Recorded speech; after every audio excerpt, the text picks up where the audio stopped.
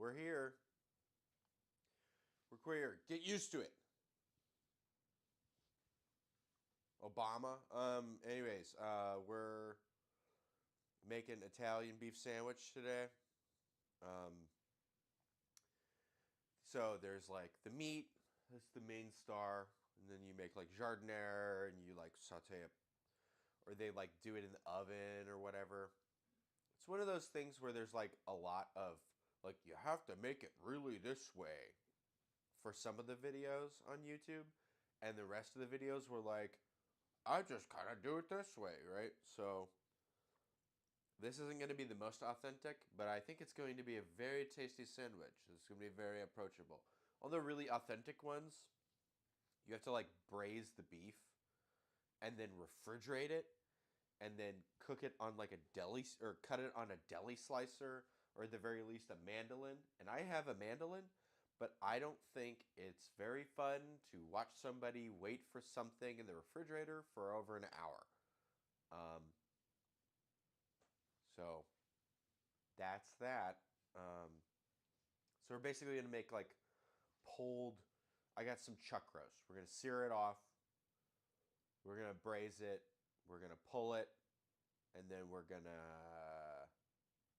That's gonna be that part, and then I got some French bread. I went to Winco, and they kind of fucked me on the bread. They had no like hearty, like kind of hoagie thing, anything. It was all like super duper soft stuff. So I literally got a deal of French bread. So I'll make a sandwich from half of it.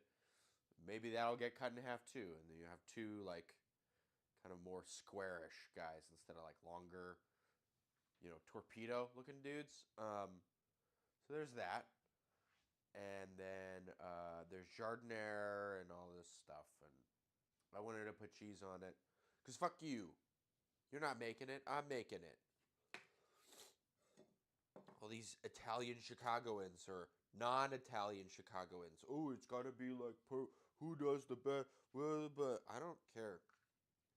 There's Italian combo in one of the videos where they literally put a fucking sausage in it. It's an Italian beef sandwich, and we're gonna throw a whole sausage in it. But we're also about being really authentic, and it's like it sounds like you're about doing whatever you want, and then you call whatever you want to do the authentic way to do it.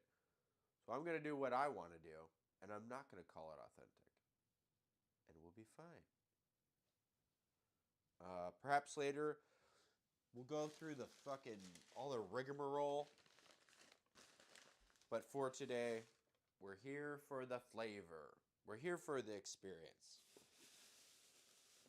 Not for like a cultural lesson. Yeah? So, sue me. Bite me. Eat my shorts. This is fine. We can use this.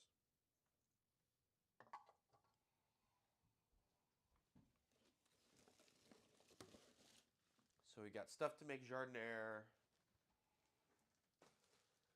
We're basically gonna like make a hot brine and then dump a bunch of diced vegetables into it. Wait till it cools off, and then after about an hour, mix it with some olive oil. Make kind of like a quick pickle vinaigrette kind of guy. Got a bunch. Whoop.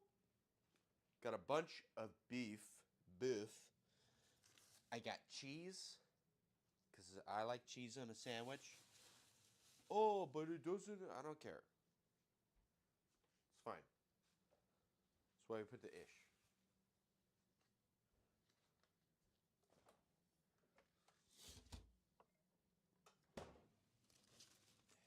And extra time, because we keep running out of time. We're always out of time here. That life of a dyspeptic. We're always out of time. Time and thymine. Out of both. Gotta clean that up. I gotta remember to do that. Here. I'm gonna start a little hand wash. Can't hurt. Oh, and getting some tunes going. Let's see. I'm thinking Mahler. Let's listen to some Mahler. Sorry. Always bad at not sniffling, especially during the winter time. Mahler. No. Yes.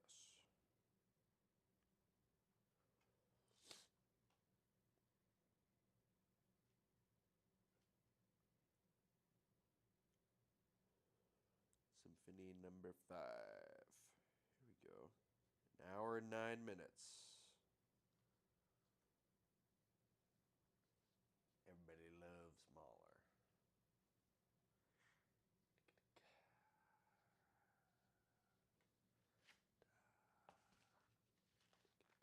Okay.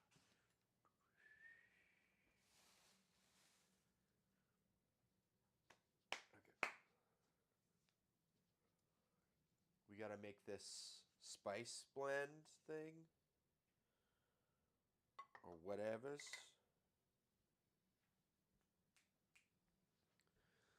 I'm kind of a bit, wouldn't say confused, but conflicted with how I should do this.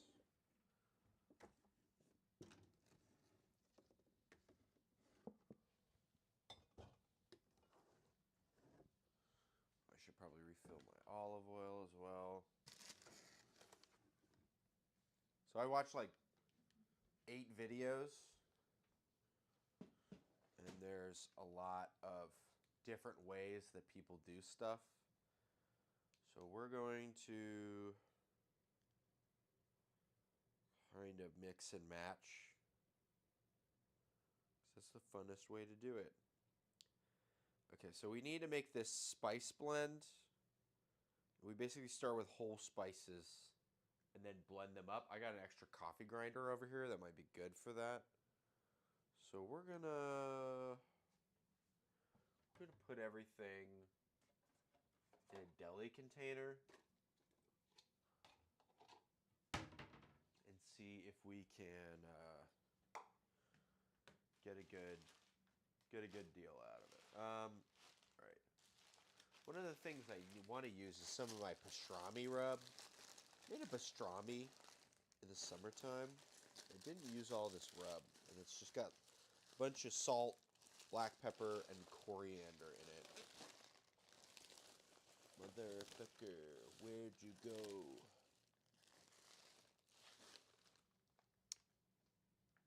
I know it's in there somewheres.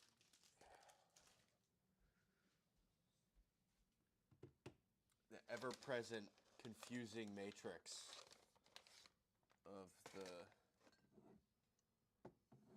spices and shit up here.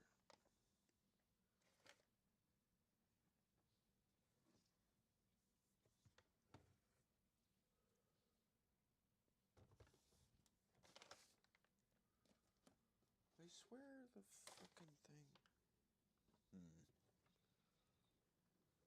Mahler's disappointed. There was like a little deli container. Do you remember in the spice cabinet there was like a little deli container with a spice blend in it? What the fuck? There's just bags in here now. What the fuck? The color of the stuff? Yeah. It was mostly salt, black pepper, and then like coriander. It's pretty coarse.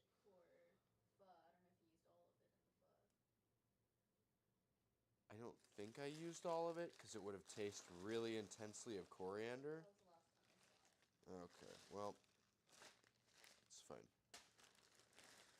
We'll go at this fresh then. Although I'm not sure if we have any whole coriander if that's the case. But we have fennel. It's fine. Fennel, coriander, paprika. That's cayenne. Paprika. No, neither of those. Nope. That's the dukkha, and then the other thing is the rub. or Emerald's Essence or something.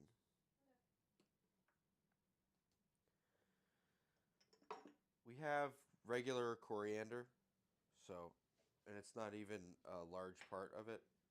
I was just trying to use it up. So, chances are I used it, but I thought I hadn't.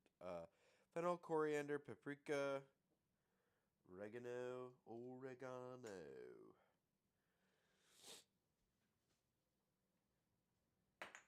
a lot of this? Dried basil, dried thyme.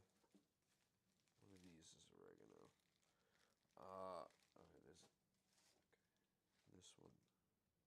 Is this thyme?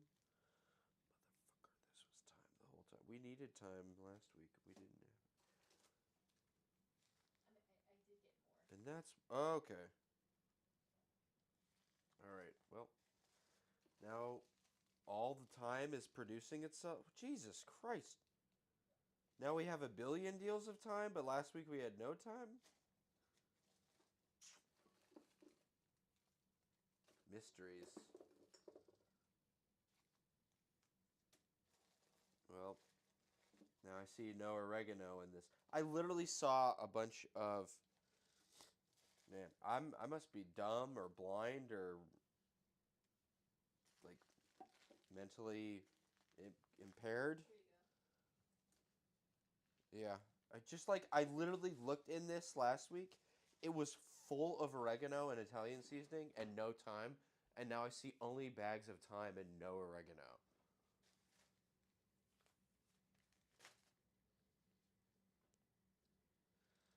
Okay.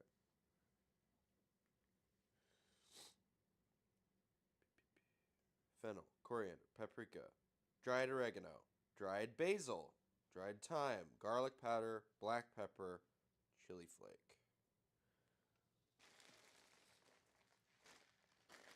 I know I have dried thyme or dried basil rather in here. That's dill. Don't want to ruin everything. One of these is basil. I know it is because I just saw it last week. And I'm an idiot who can't remember anything apparently, but that thing's been bumping around here for a while. Basil. Gotta use it.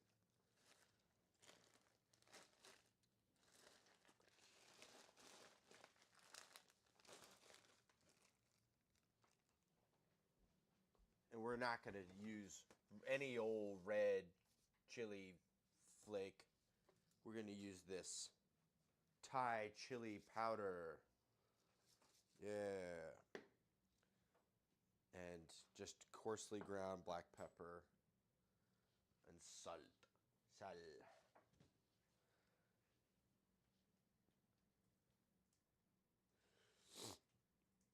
All right. Let's start dishing up our dishes. And this is for 5 pounds. We have 7 pounds, so it's going to be one of those things where I just use a tablespoon. I do rough measurements. Oh, did we get somebody? No, okay, never mind. Thought I was getting a massage from another world. No, all good. All right, 1.5 tablespoons de fennel.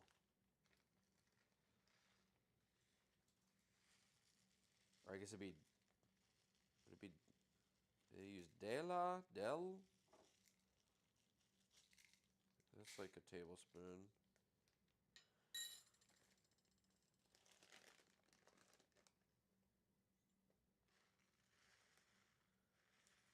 That's like another more than half a tablespoon. Yeah. Okay. 2 teaspoons of coriander. We're just going to go with 1 tablespoon. 3 teaspoons is a tablespoon, so.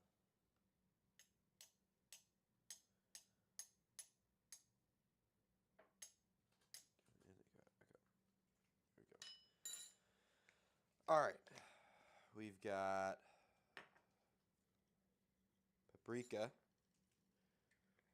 2 big tablespoons.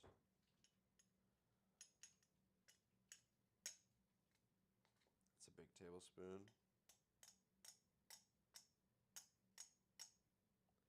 That's another big tablespoon.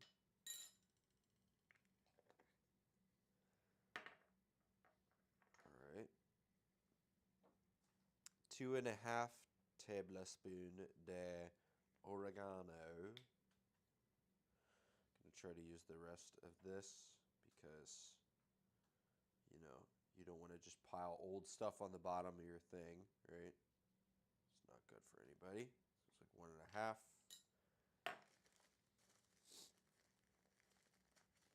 So we need like basically another 1.5.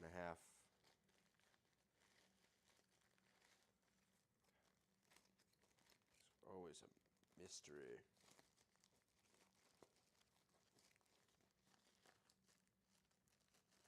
Did you text people? I thought I did. Let me check. Oh, good.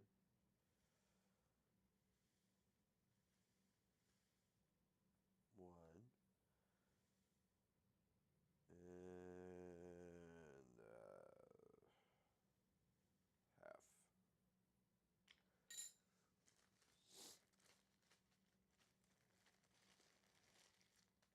Oh, you know what?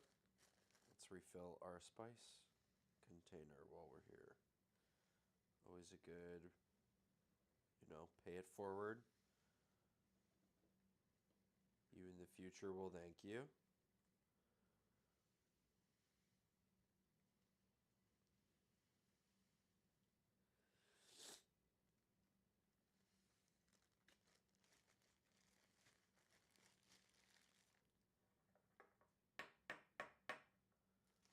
All right, cool.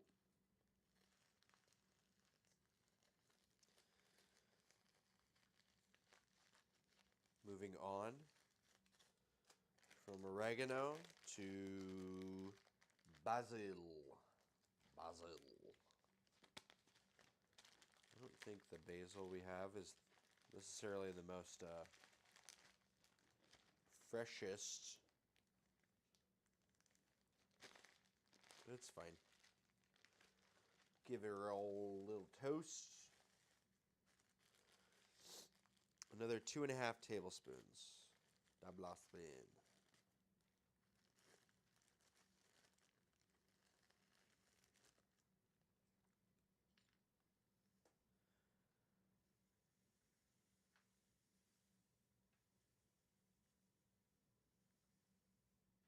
One. 2.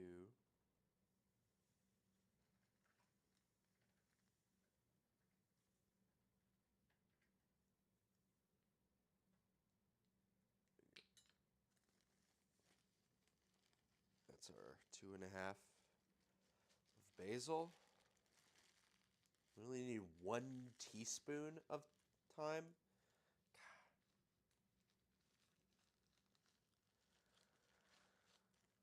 Well, I'm just going to use all the rest that's in here. Because this one, it's good to get rid of an old bag. So that way, you have less just loose bags riding around.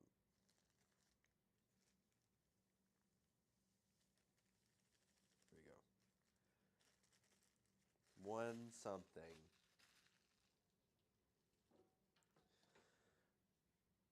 All right. Thyme. Garlic powder.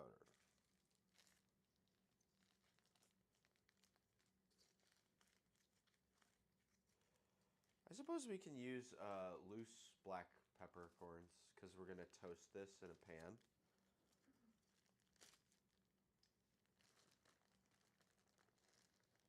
Man, this fennel really got everywhere, didn't it?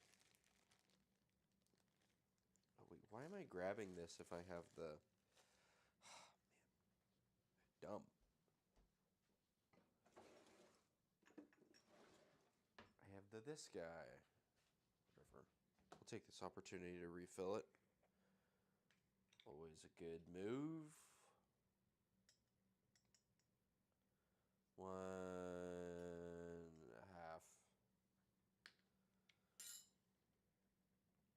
And then 1.5 black peppercorn and 1.5 garlic powder. Or chili flake. All right.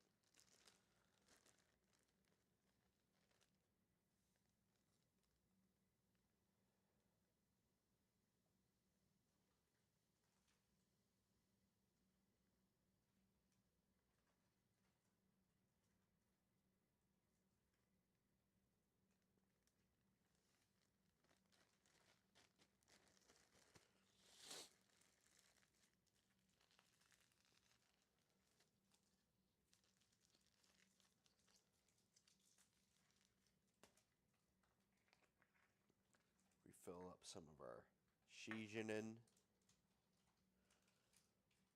And we need 1.5 of both the chili flake and the black pepper. Let's grab some of this. No, it's fine. We'll scoop with this. It's fine.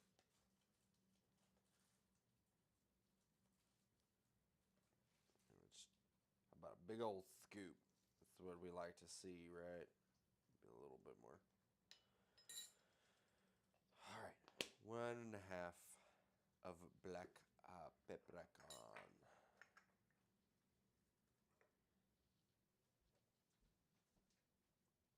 And then we might have to do it in batches. This guy's a little small. It's fine. No problems. Just want to make sure we do a good job of it, right?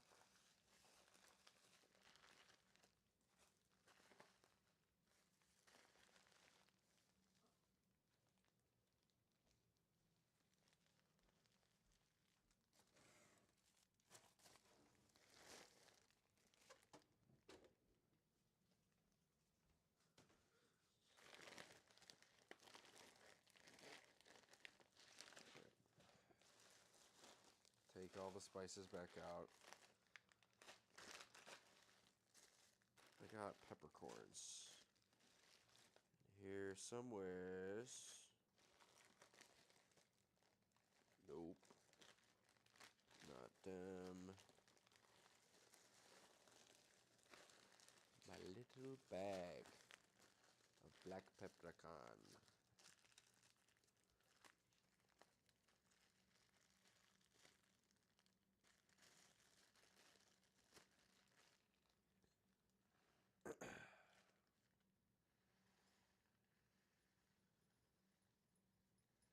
And it's 1.5 of this, so that's one. That's half. All right. You know what? I'm going to kill that bag. I did see another bag of black peppercorns in here.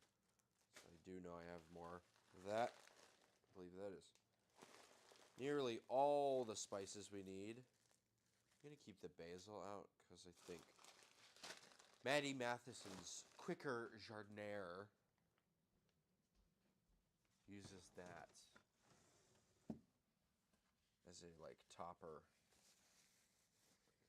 to get it, you know, on point.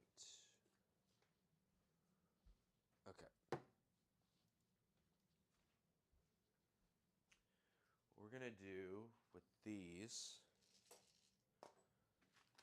we can do a couple things at the same time because we like to burn stuff, right? Yeah, we love burning stuff here. All right. So let's toast our spices until they're fragrant. And we can just, you know, do one of these guys.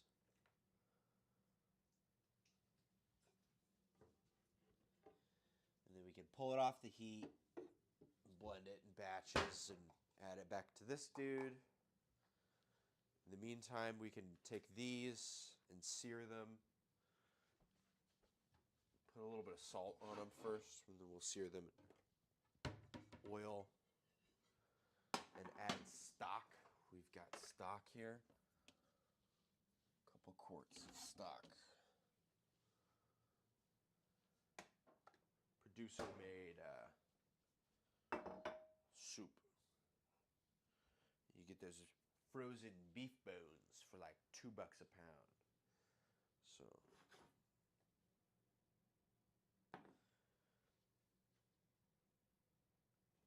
kind of scared of putting this on high.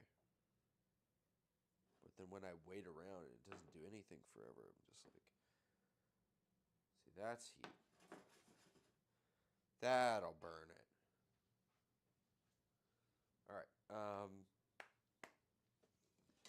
Now let's kind of build everything around this crock pot Dutch oven.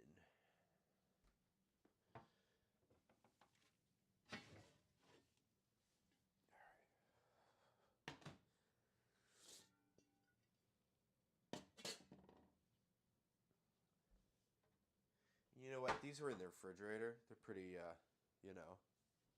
jello-y. So I'm just going to stick them right next to this because they'll get warm that way. So we want everything in there. All right. Next up, oil. Our pot. I think we're almost out of oil. So let's give that a refill. We got our Costco olive oil.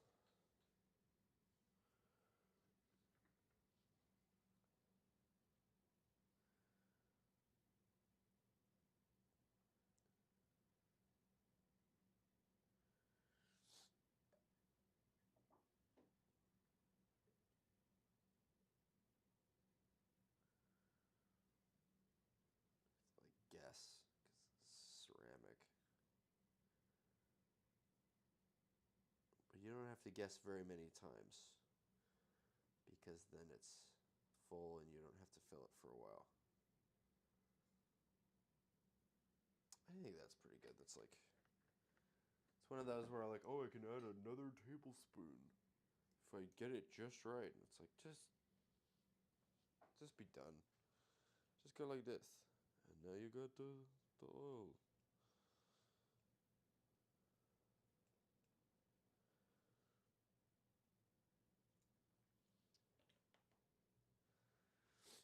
All right. Oop. Spices.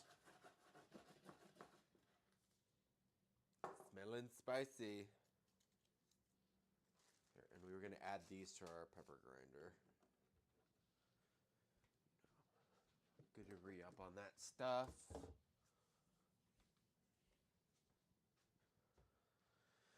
All right. But first, I think these are good.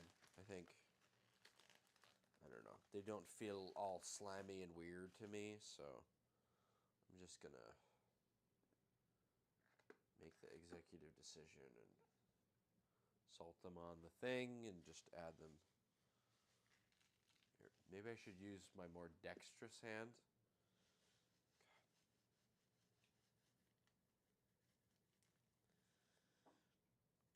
We're just trying to get a good sear on these. So adding salt. And there's no salt in the blend. I believe the salt is added separately than the spice blend. Makes sense. The whole idea with like Noma and all their stuff with their ferments, right? Because salt facilitates a bunch of fermentation stuff, right? Like lactobacillus and all that shit. And you can always, there's a range of operable salt. And the Noma rule of thumb is use the least amount of salt. Because salt is used for stuff other than like you can have too much salt, right? So if you make this thing that tastes good, but you need to use a bunch of it, and it's really salty, well, now you can't use a bunch of it. So you kind of hamstrung yourself. And so it makes sense why, you make a spice blend and you don't add salt. Like, I don't know. I don't know about you guys, but I fucking hate garlic salt. Anybody out there hate garlic salt? Think it's fucking dumb? I hate garlic salt. Stupid.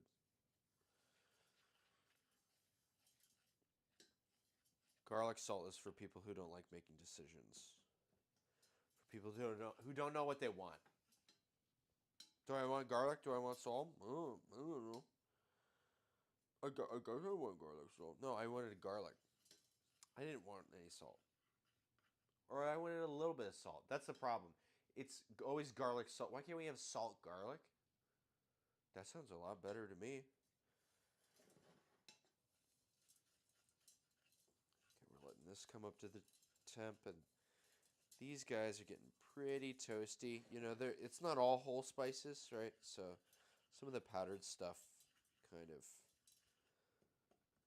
assumes a toasted demeanor more quickly. Yeah.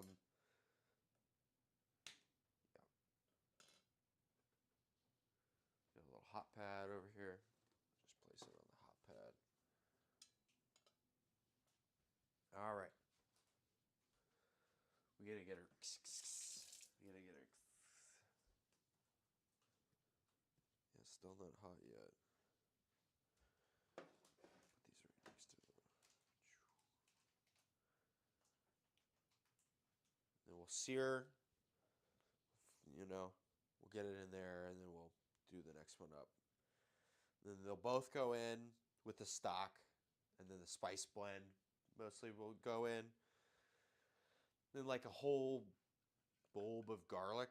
They do the thing where they like cut it in half. I kind of hate that. I kind of always hate whenever they do that shit. But I don't know. Maybe I'm the idiot. Maybe I'm the dumb bag holder. Right. It's probably the case.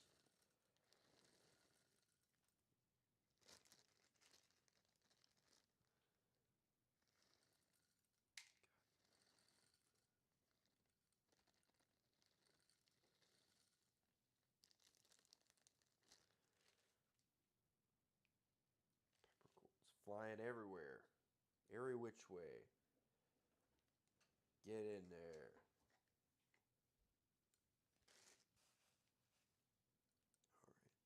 All right. Wow, we've gone through a surprising amount of this pepper mill. I filled this up. When was that? I mean, I guess it was a while ago, but feels pretty quick.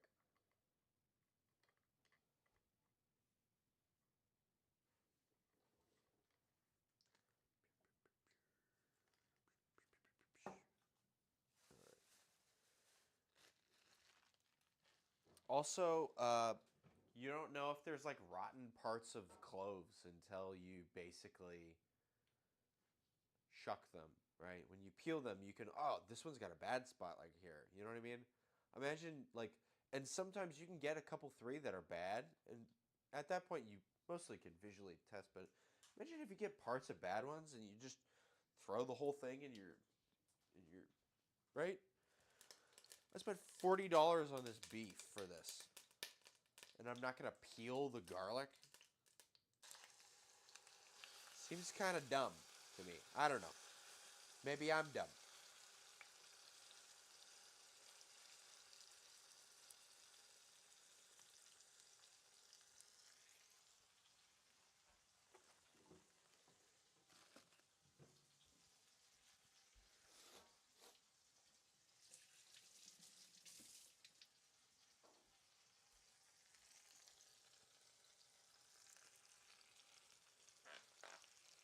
Pull this next one out and salt it.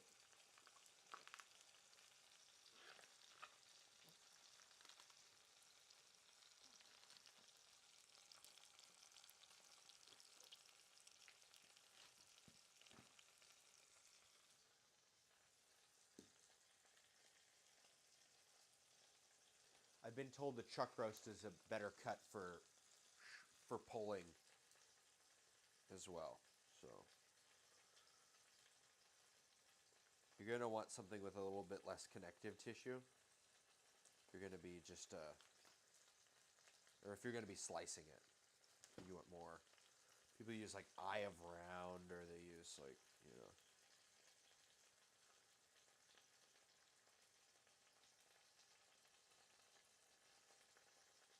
All right. That should be pretty good. Pretty.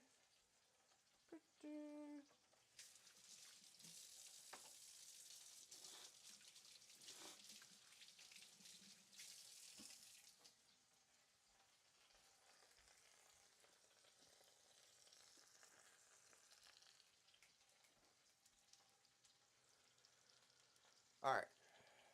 Let's blend up our spices here.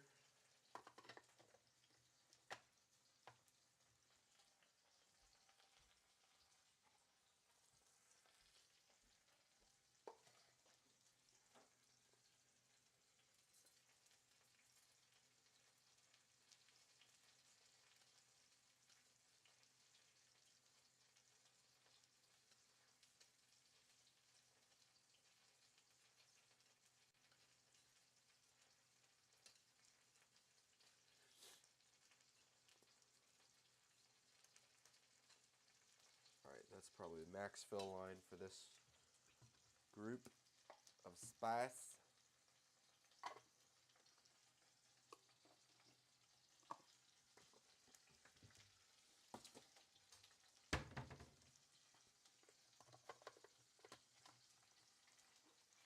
I'm gonna do, yeah.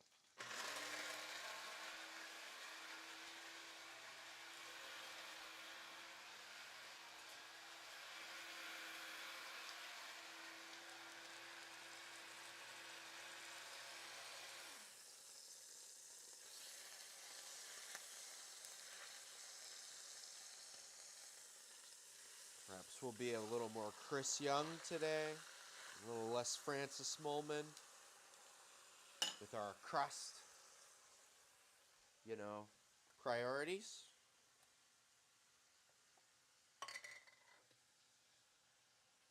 Woo! Smells good.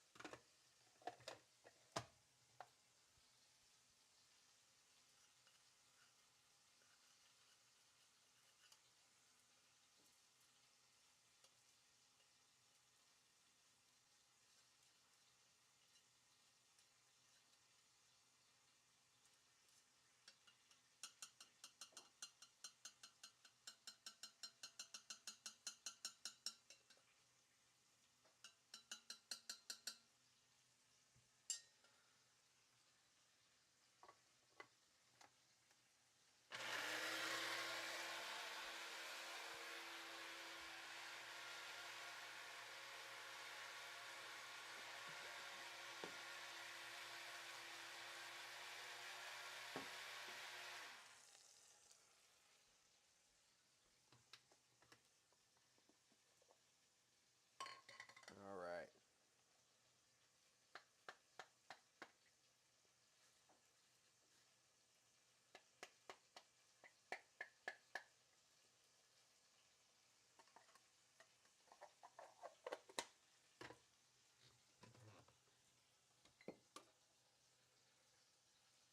Yeah, and this is just one of those cheap coffee grinders.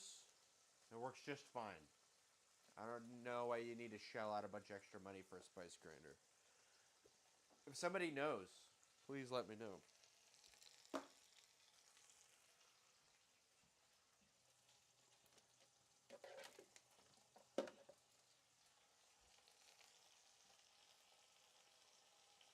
The 12th, remember, the 12th of December. I think that's not what that's supposed to be, but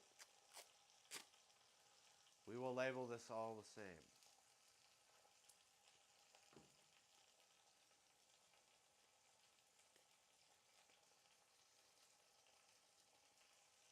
Perfect tape job, as always. When did the Sharpie cap stop attaching to the tops of the Sharpies? like a cost-saving measure or something. Italian.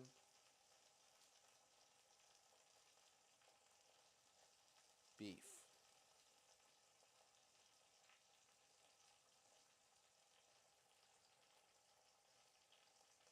December 12th, 2024. All right.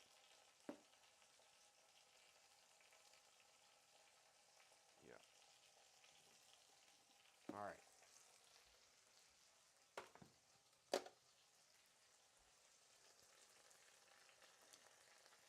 Make sure we don't ruin this thing.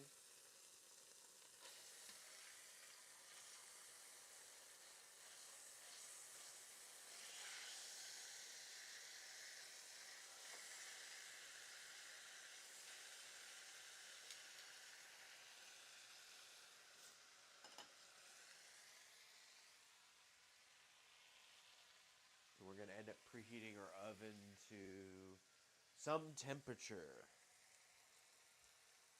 Let's find out that temperature.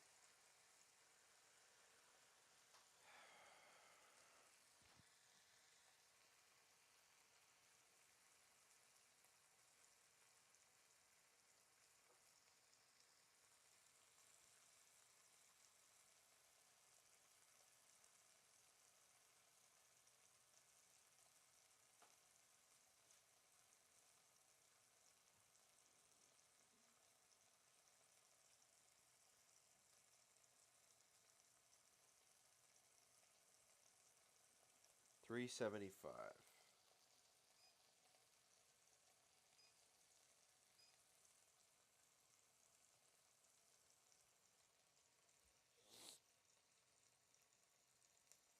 All right.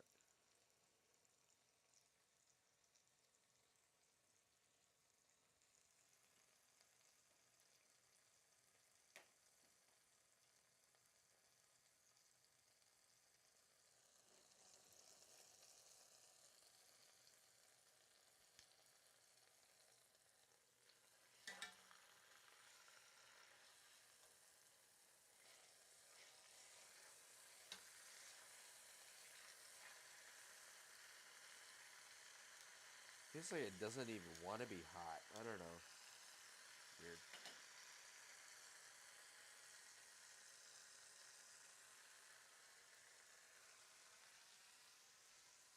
Let's make a drink. I still have a little bit more of that shrub. We have more gin and the cardamom bitters. What a wonderful combo. Went over really well at D&D. People enjoyed it a lot. A lot, a lot.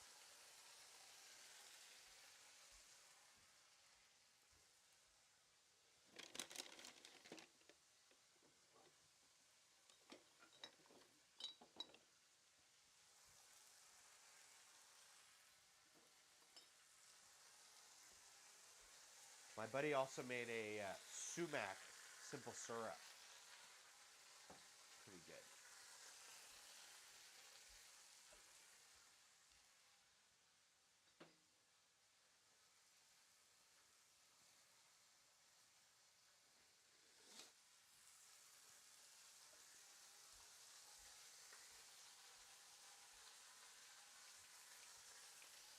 There we go.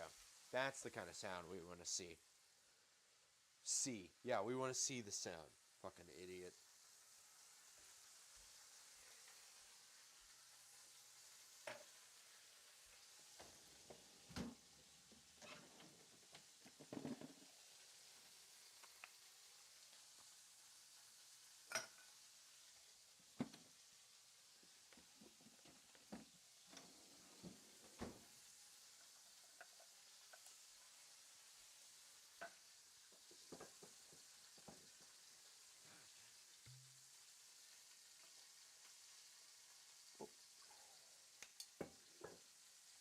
Don't want to get too carried away.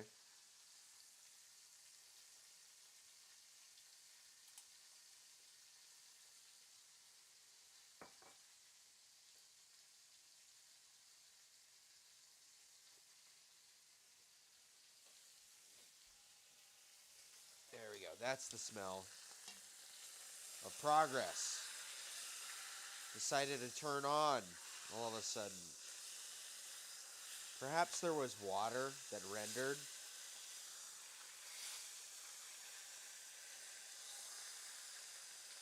These have not been salted for very long, but that's good. That's what we want to see. Something like that. Let's get the next one in. Perhaps add a little more oil.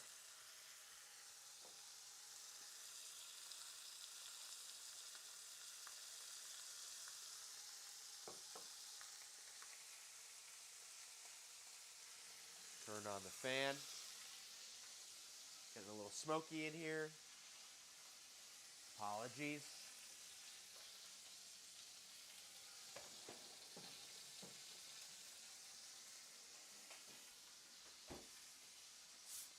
Sorry. Yeah.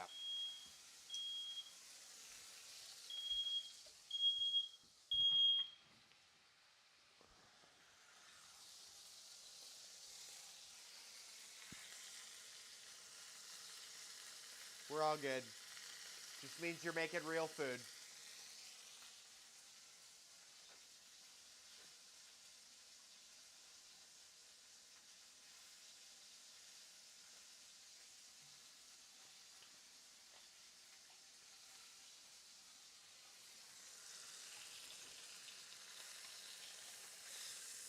Yeah, there we go. Maybe I didn't. Maybe there's like a secret high if you like fiddle the switch just right. Maybe that's what's happening right now. 'Cause this is browning way faster. Perhaps I didn't let it come to temp. That might be what it is.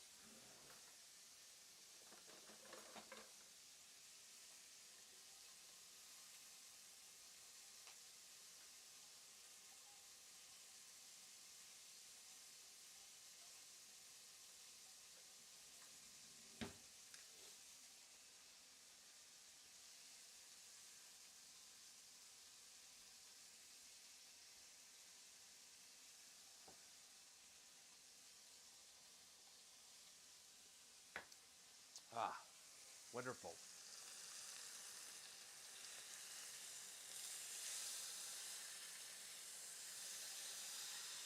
All right. We got comparable color to that in fucking 40 seconds. A minute. All right. We'll turn the heat down. We'll add our stock. Just to stop the... this cap is dramatic. Jesus Christ. Let my people go.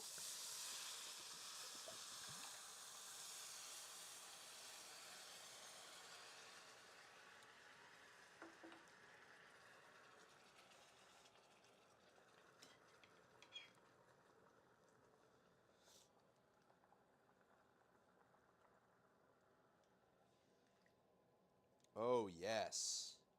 Yes, sirree. Look at that. That looks how it should look. I was thinking, do you get one? Nah, you get two. Yes, you do. All right. Let's get a little spatula or a spoon or something. Get this out. Because we want to use all of this.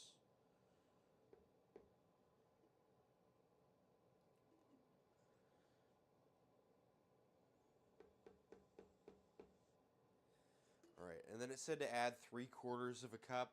I'm going to add a whole cup. So we're doing 7 pounds instead of 5 pounds.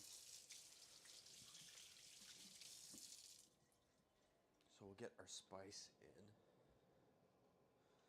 1 out of 2 jars of stock isn't bad. So we still got extra stock for later. In case we need it for this or for something else. Stock is a wonderful thing to have. stocks and bonds, broths. I just put a bunch into my broth IRA. Wah.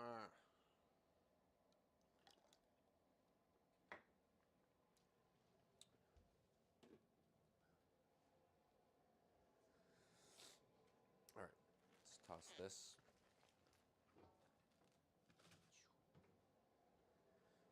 And then spices, spices, specios.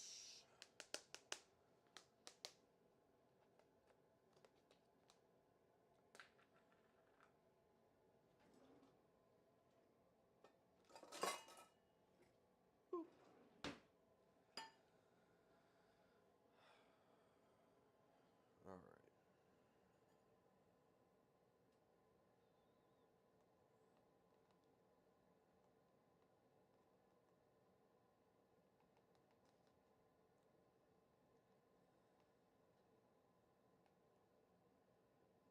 Is that really? You know what? We're just going to use the whole damn thing. How about that? Come at me.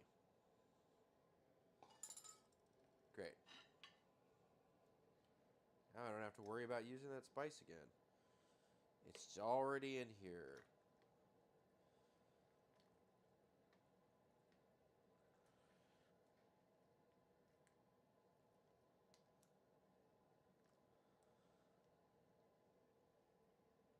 We're almost at 375. So we'll let this heat just keep going. We want to make sure we get all the seasoning into the broth itself. Perhaps I should have done all that before the meat went in, but you know, we're just figuring this out. I made Italian beef once before, and I did shred it by, well, I didn't shred it. I sliced it, rather. God. And I did that with just a regular old knife. It was fine. I don't think the texture was some other level or whatever, right? So I think you probably need to do the mandolin or the other way with a deli slicer.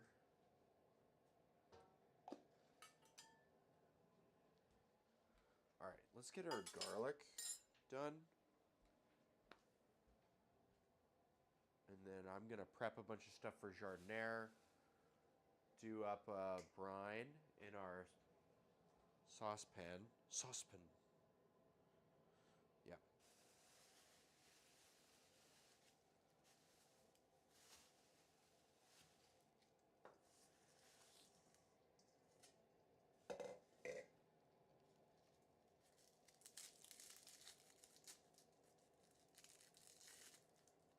Yay. An easy bulb full of big cloves. Isn't the world grand? Just what we wanted for Christmas.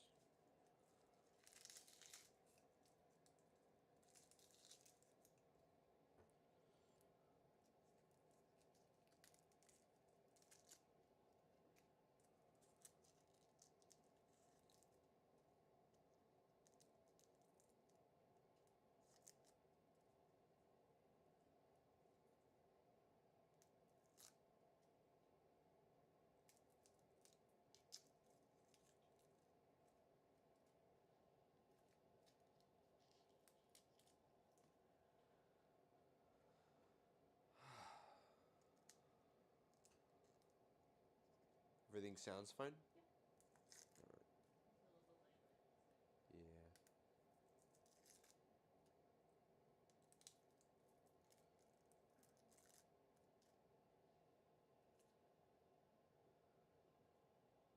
Yeah. Get in there.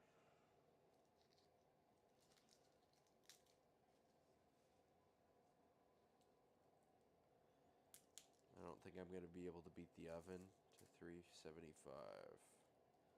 It's at 356.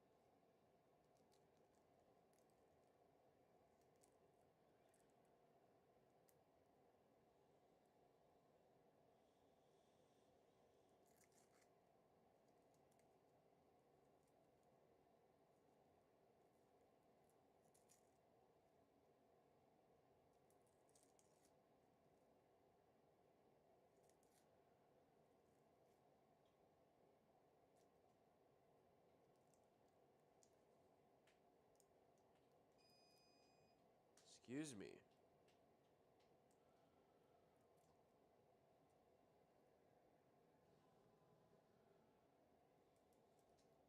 It's all right.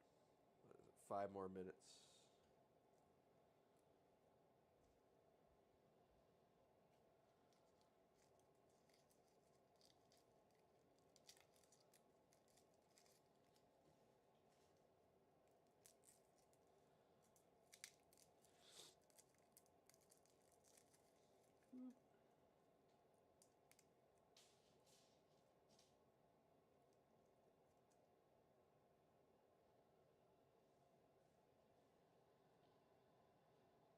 Sorry, I'm really picky about garlic skin getting into stuff. I know people like just smashing the cloves and throwing them in.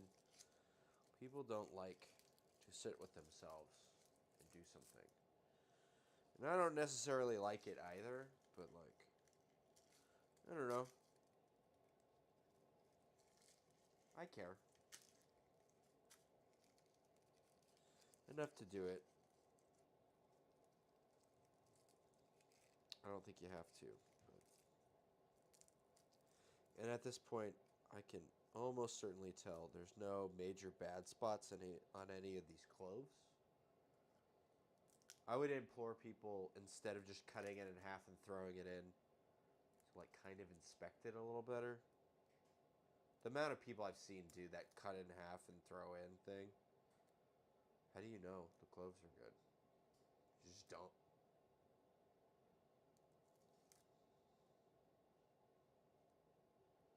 Right, when I get a bag of onions from the store, there's almost certainly one bad onion in the bag of onions. Why would I put that in my food? I don't know. My point has been made.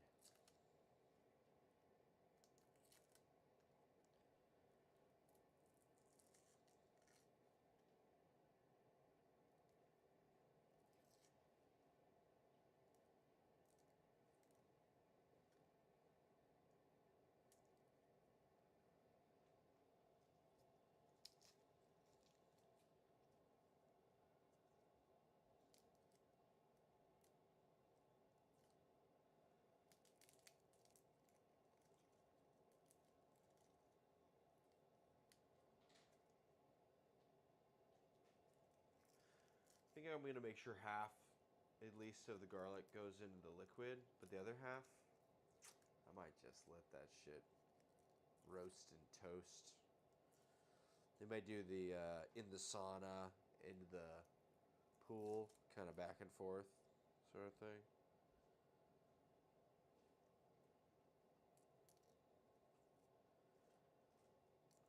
Right?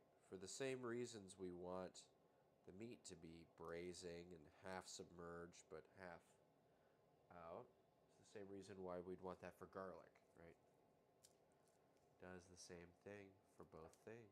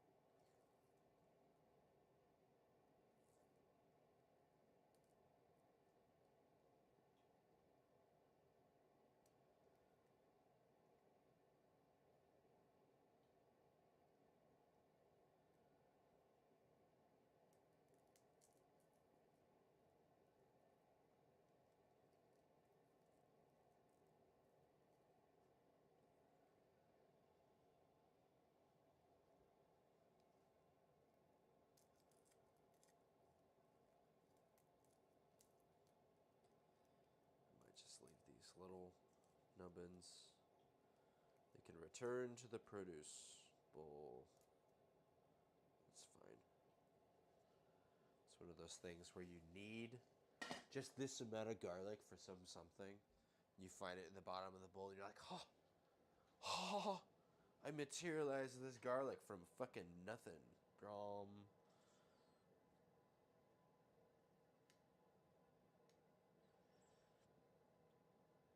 Whereas in here, it would probably go almost entirely unnoticed. Should we add a little more stock? Maybe? Maybe we add a little more.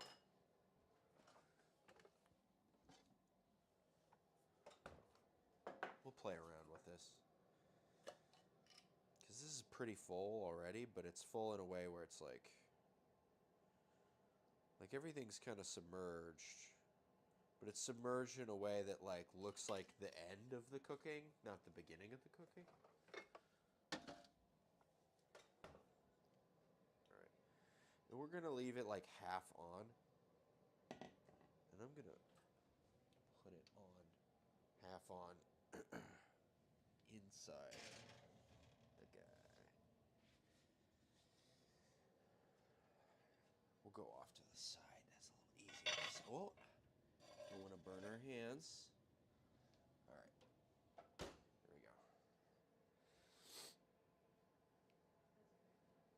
Huh? Eggnog? Oh, yeah, that's right. I got eggnog. We've been aging some eggnog since a little bit, a couple weeks before Thanksgiving.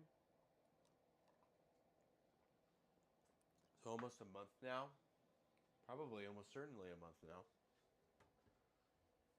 Let's grab a little glass. Here's a glass. You don't necessarily need one of my nice Glencairns, because they always get a little funky after putting the eggnog in it. I know I wanted to add nutmeg, and I got nutmeg, but I didn't add any nutmeg. And I think it needs a little more sweetness. So let us do a little bit of adjustment on the fly. Still have a couple weeks till Christmas.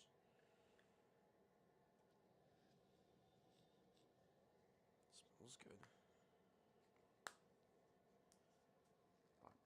Nutmeg for just this purpose.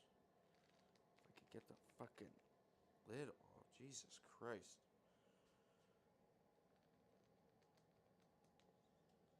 It doesn't want to come off.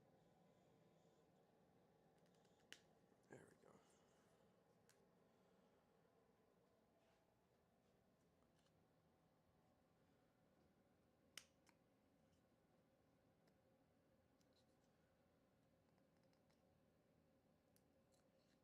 So I added mace, which is very similar to nutmeg. But I think the nutmeg has kind of a quality. You know what? Now I remember what I wanted to do with this. I wanted to, because I watched a couple videos on nutmeg, and I watched a video on a couple videos of nutmeg, and I was just gonna like hot swap out some of these spices, or hot swap in some spices from the annoying smarmy man himself, Joshua Wiseman. I hear his spice game for his eggnog is really good. So, eggnog, Joshua Swarmy. Alright. Yeah.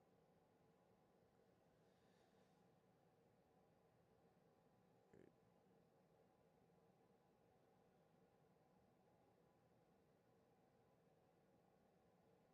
Recipe. Hey, there we go.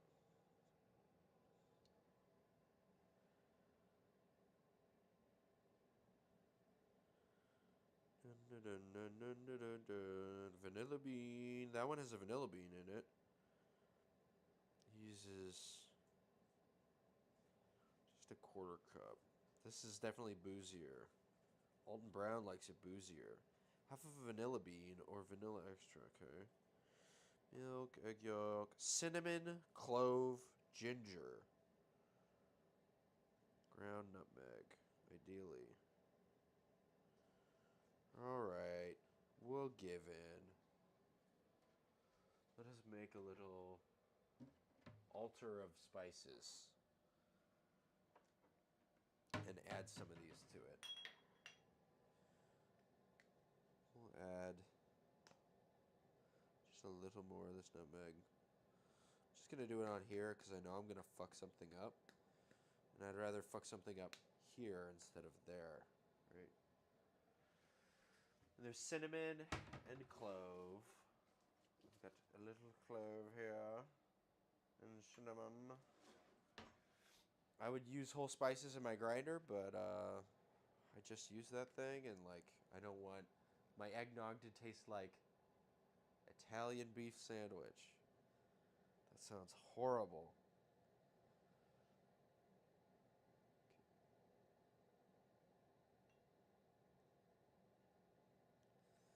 A little bit of cinnamon, a little bit of nutmeg. It says a teaspoon. That looks like a teaspoon.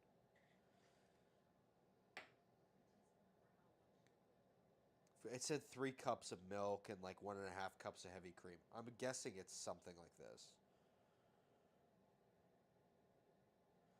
This is a heaping 1/4 teaspoon or a gram. Okay, so we'll go like that.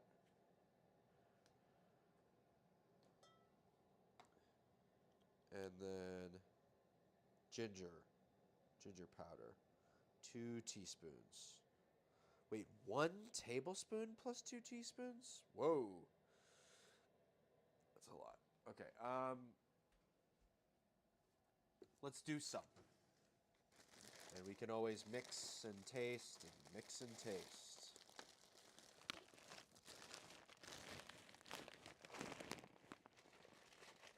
Ginger powder. Whoa.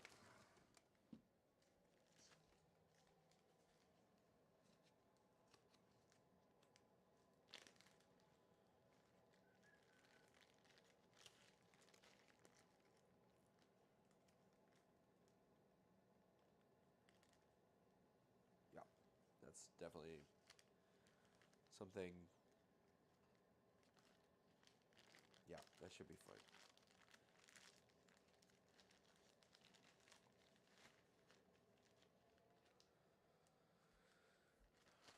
Not trying to go too heavy with all of these. These are all things that taste really good in moderation, but if you do too much in a way that like doesn't work well, your stuff tastes like soap. So we'll taste how this tasted, but I'm already just gonna add. Do we still have sugar hanging out on the bottom? Yeah, a little bit. Might also add a little more sugar depending on how it tastes, especially if we're gonna add spices.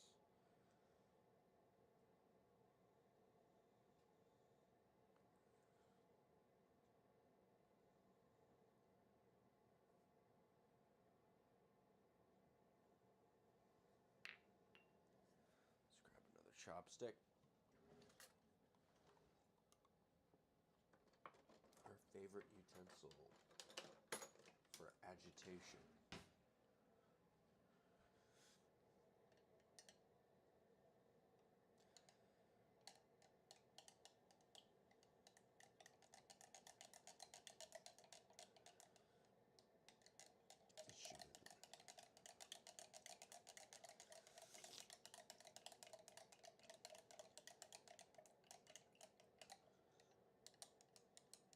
Am I just ruining my eggnog by adding dry spices in a way that they'll be just kind of floating? Liquid has a good way of trying to get everywhere, I will say. So they won't stay dry for too long. It does worry me, kind of looking at that. Whatever. Try to stir up some of the sugar on the bottom.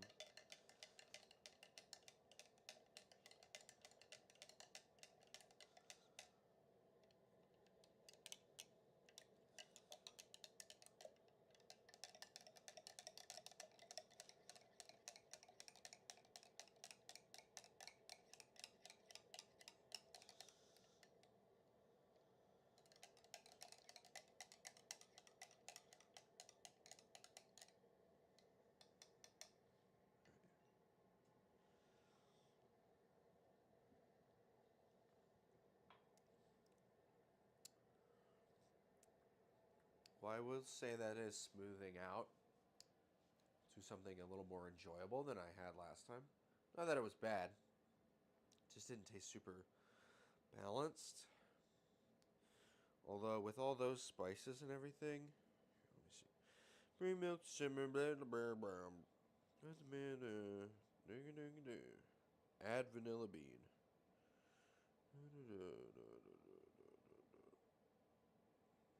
Alright. You know what? I do have a vanilla bean. Let's add the smaller of the two of these. How do I get it out? It's like getting a ship out of a bottle. It's like fucking.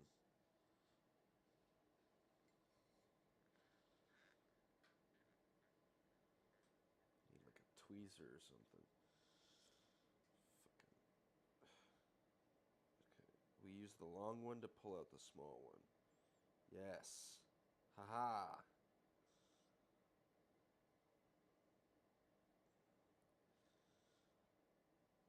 Okay. I think that's all we need.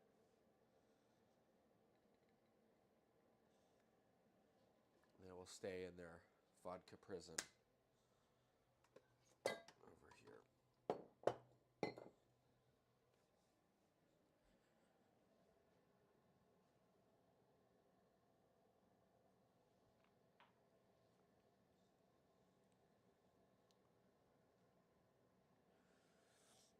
So I think the way he does it is he like boils it onto stuff and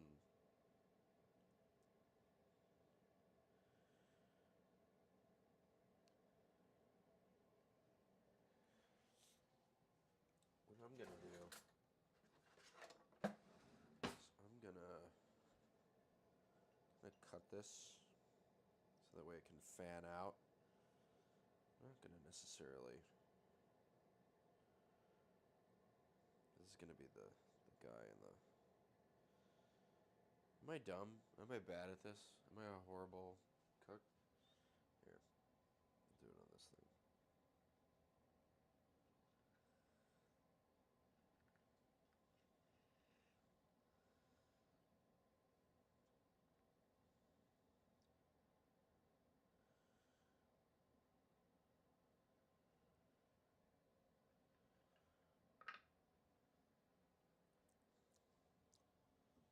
Yeah,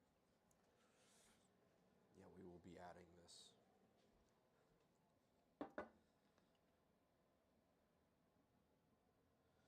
Mix it up. Mix it in.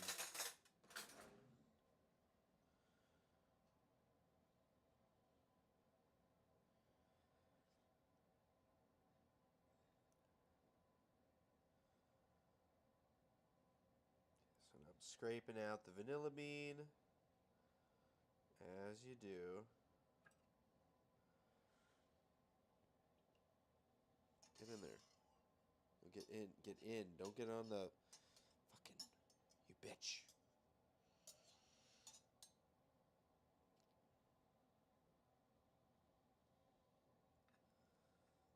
Probably what we get.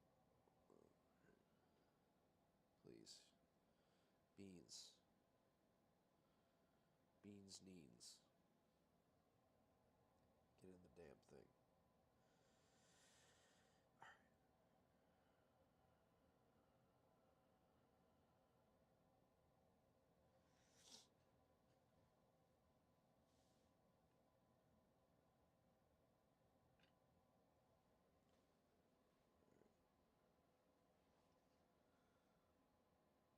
Alright, that goes in.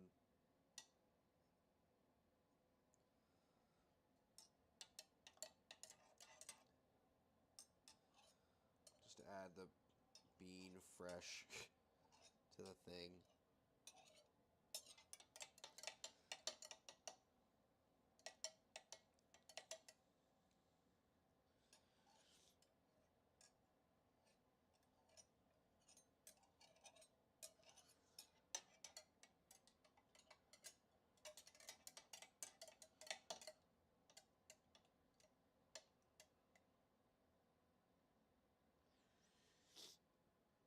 Alright.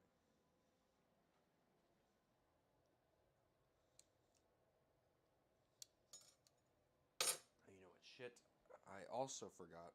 I wanted to add some azúcar.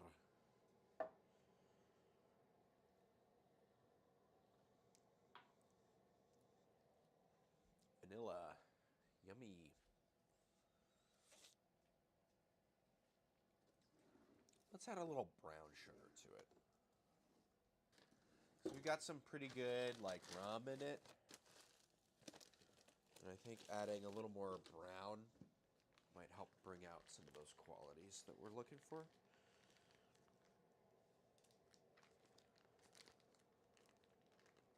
Not a ton. I'm just trying to get this a little more dialed in. Seems a little like there's nothing to really stand up to the booze, and now we added spice to stand up to the booze. But now there's nothing to stand up to the booze, the spice.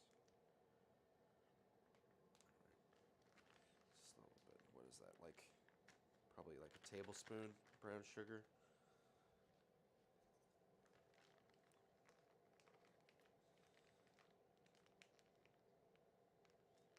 Check back up. Or I'll mix this up. We'll wait 10 minutes. Try and make sure it's as fully incorporated as it can be in the near future. And then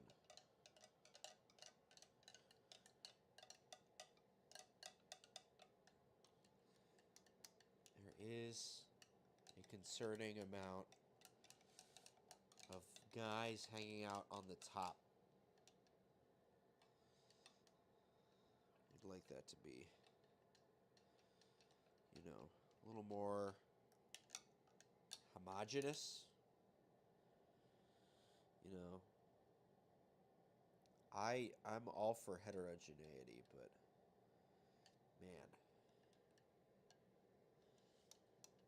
it is a bit of a damper on something like this.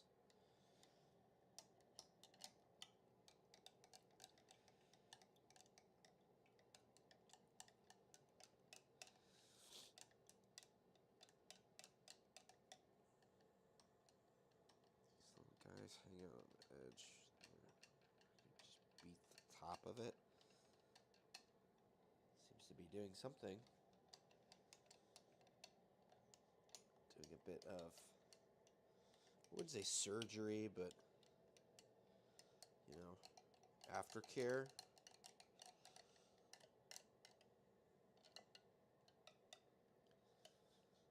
All right.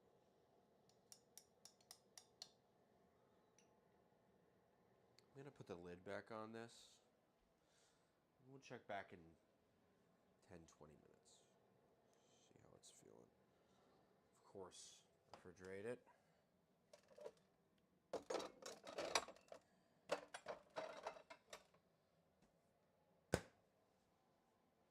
You know what? Was this a dumb idea or is it a good idea? I'm going to give it a light shake. Just trying to get...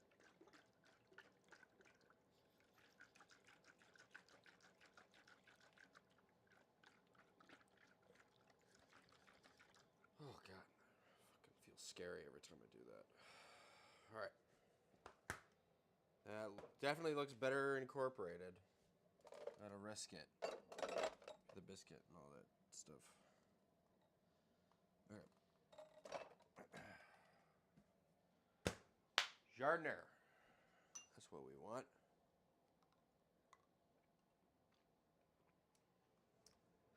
I'm gonna do some mise en place. I'm gonna get a bunch of tasty stuff in a metal bowl. Ooh, that olive oil thing is so much heavier now that I filled it with oil. It's kind of funny. All right.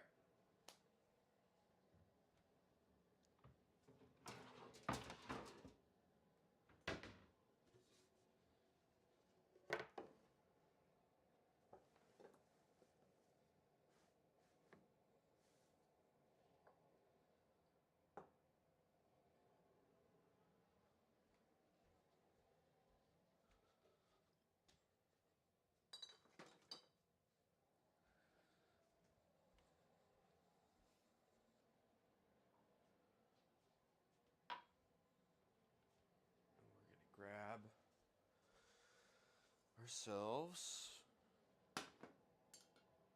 We'll keep that like that. Grab ourselves a little container.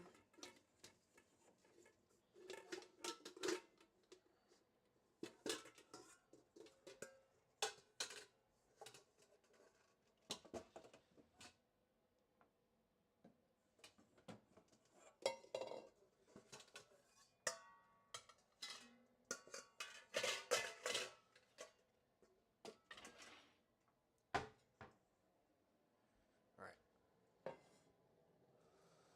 And we're basically going to do cauliflower, celery, jalapeno, and carrot.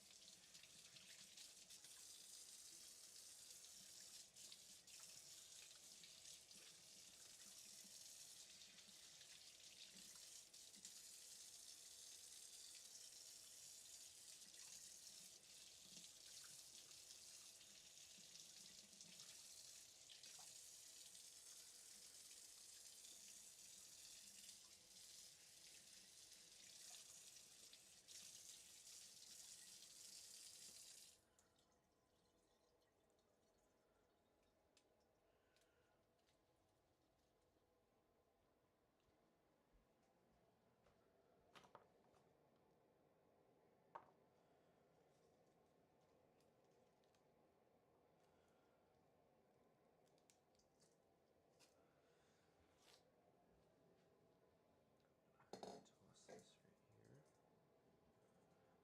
Knife.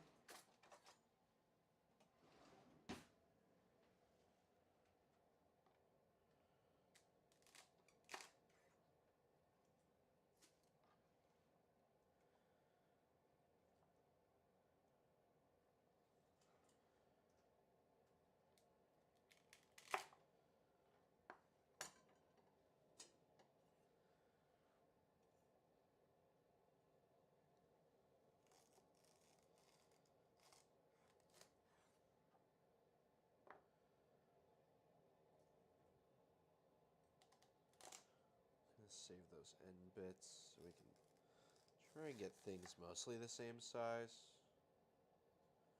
When they flare out kind of big like that, makes it difficult to get things similar. So we'll just do those bits at the end.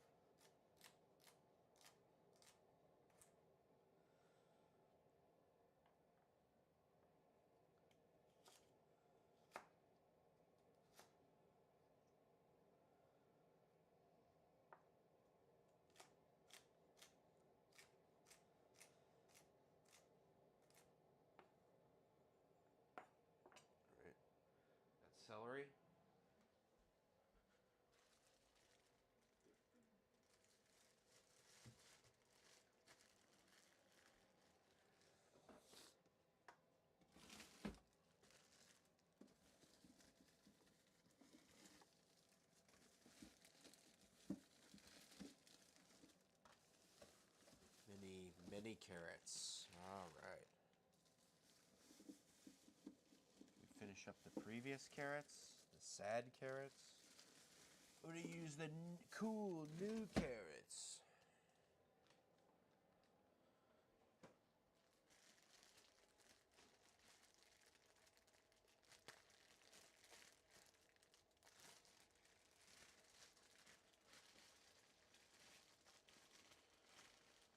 Some of these smaller ones.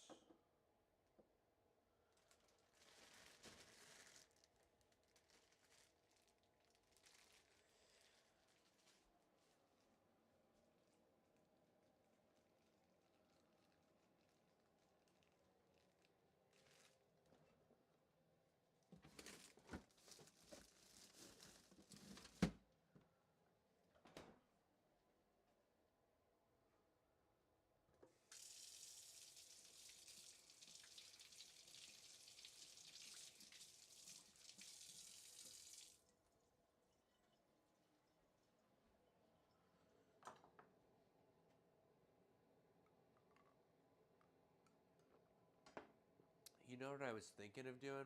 I was thinking of putting a beer in that stock. That might have been a good one. If we're committing to not commit, that might have been a good move. Should have committed more in my non-commitment.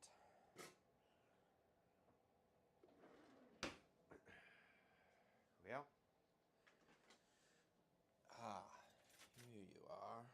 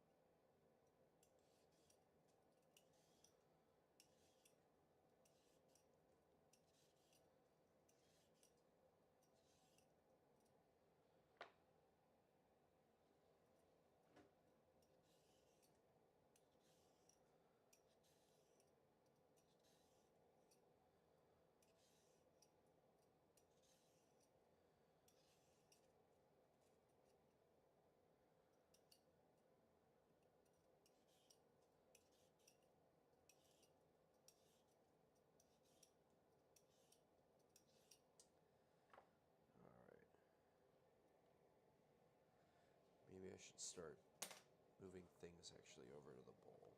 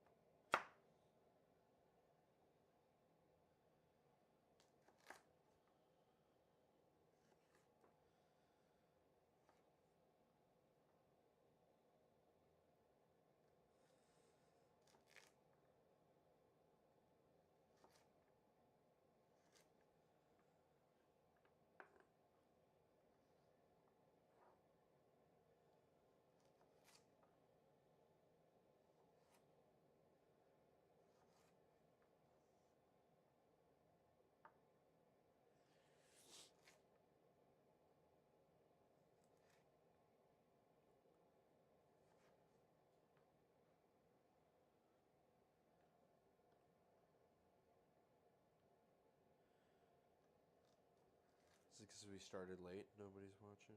There's a lot of people streaming right now. Yeah. Yeah. For what? What are they doing? Baking Christmas desserts. Christmas things? Christmas baking stuff? Yeah. Bless you. Well, maybe it'll be better once the holidays settle out. People aren't baking so much for just like very specific seasonal things. You know what I mean?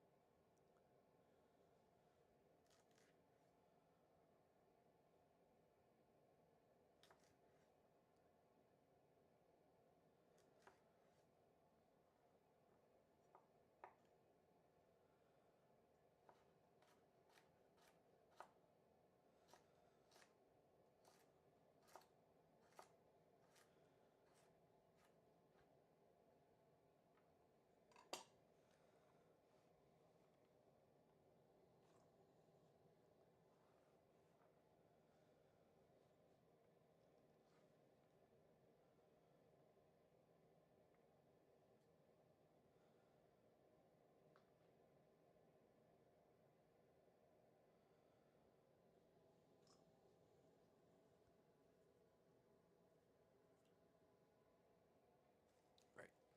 Cauliflower. About half a cauliflower.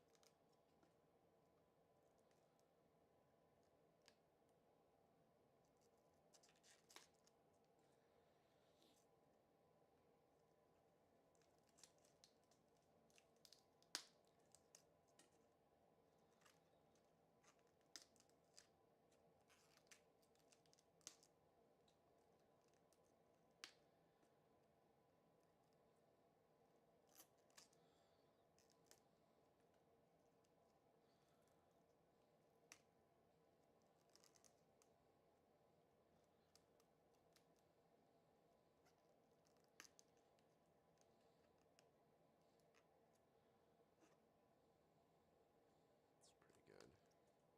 All right, we'll take this. Wash it off. Cut in half.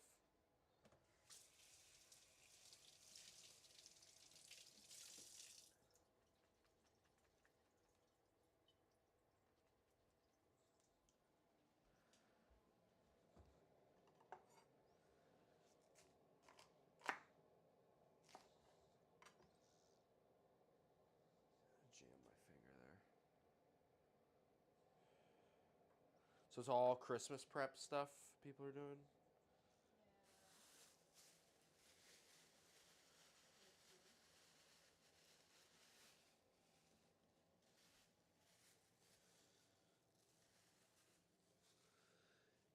Yeah. Hot dog crimes. Christmas baking stream. Yeah. Cooking, baking.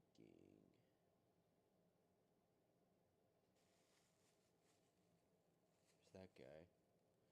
He looks cool. Huh. Well, I hate working here. Well, that's too damn bad. It's kind of one of those. One of those. too damn bad kind of days. It's alright.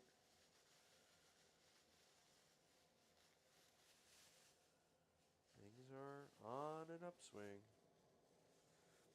It'll get there.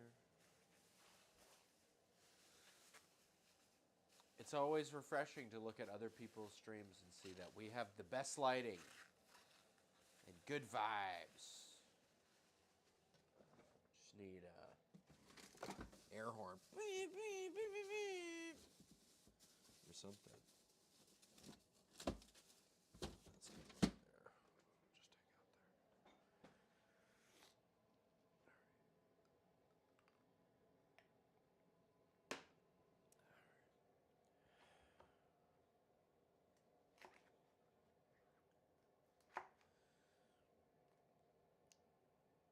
You know, a lot of people get rid of this. If you like shave off the sides, it's actually like pretty good vegetal matter. I think I did a poor job. Normally I cut out and you get the whole core, but you know, waste not, want not. Yeah.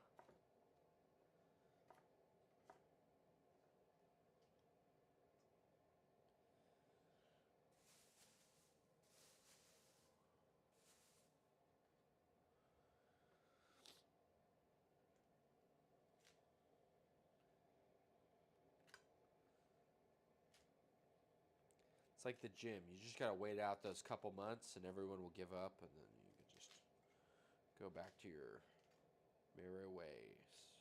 There we go. Here's more of that thing.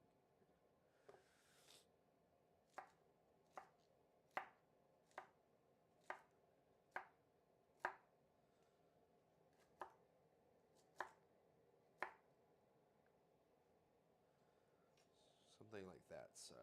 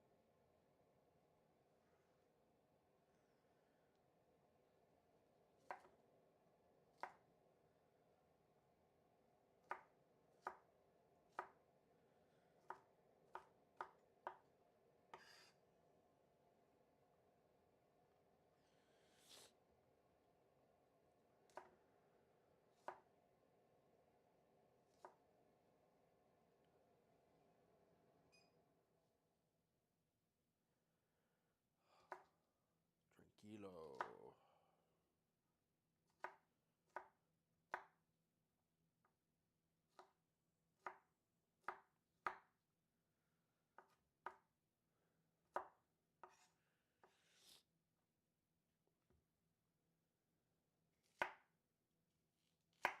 You know, I heard a thing the other day that either Ben or Jerry, one of them, has no sense of taste or smell.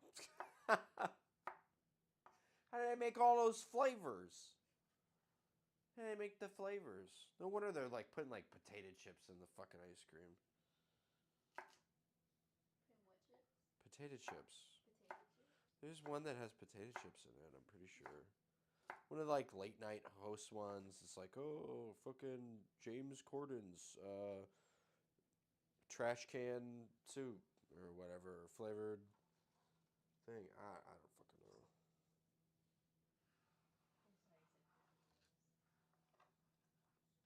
potato chips.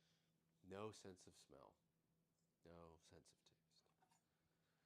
Might have come from Is it Jerry like Jerry Gavid. Garcia, or is it like his brother Jerry? What? What? I mean, I think it. I don't know if it's Jerry or Jared.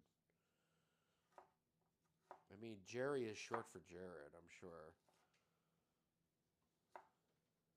Tom and Jerry doesn't sound as good as Tom and Jared, but I bet those mice named their kid Jared, not Jerry. He's a mouse, not a sailor.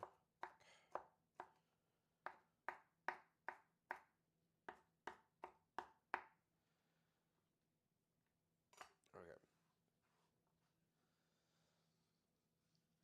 Cauliflower.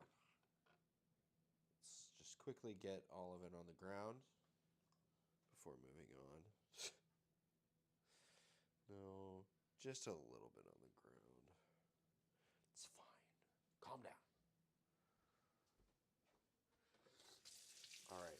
And then when you order Italian beef, they ask for hot or sweet. And the hot is the giardiniera and the sweet is the peppers, bell peppers. So this needs to be spicy, right? We're going to add some garlic and a couple jalapenos. Here, let's wash them. We're not animals, right? Not yet.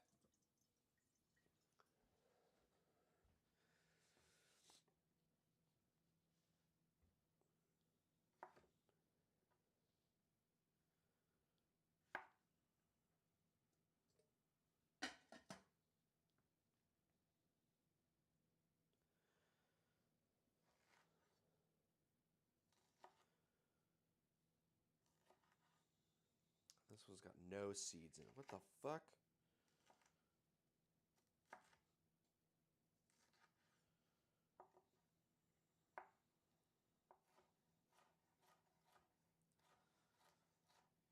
Smells good though.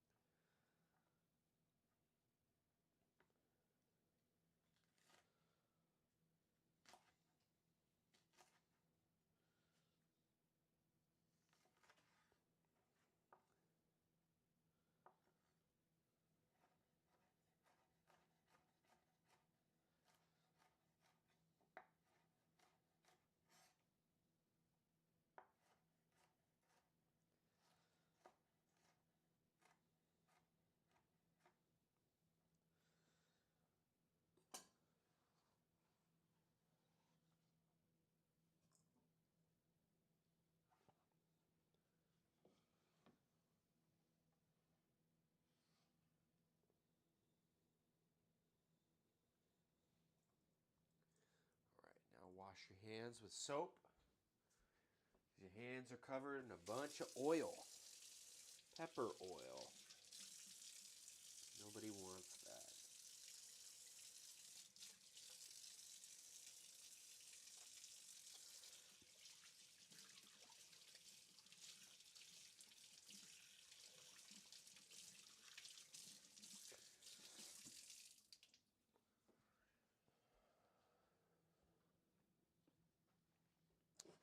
Now peel some garlic and just press it into it. Because I'm making this a bit more like you would like a pico de gallo than Chardonnay. And then we're going to pour the hot brine over it and let it come to room temp. And then pull some out of the liquid and dress it with some oil and seasoning.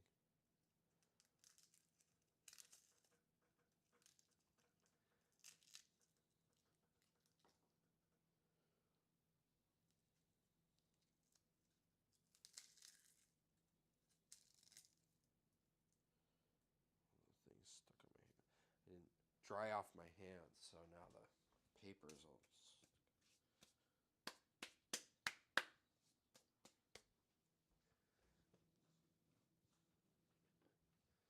Word of the wise: paper sticks to water. What do you think? 5? I think 5 is a good number. Oh, well, the universe chose 6, so we do 6. That's fine.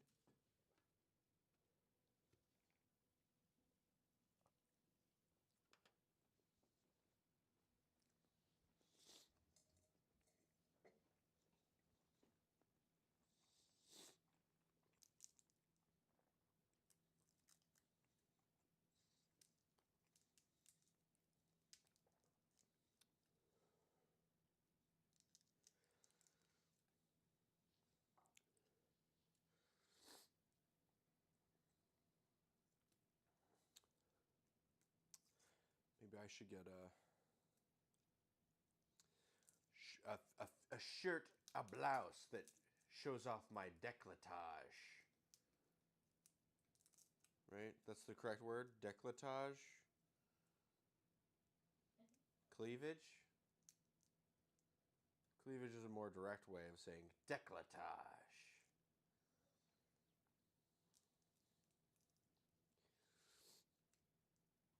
Décolletage sounds like like some sort of foul in an obscure like French game where you like use like the like balls with like ropes and you like throw them and like try to get over the river or something. Yeah, décolletage, referring to the neck and chest area. Maybe I need to get something a little more. And make cookies with a Santa hat on. I don't even know how to do this. Oh my God. I'm such a ditz sometimes. I'm not even wearing shoes right now. I'm barefoot. No, I'm not wearing shoes right now. I'm already on my way.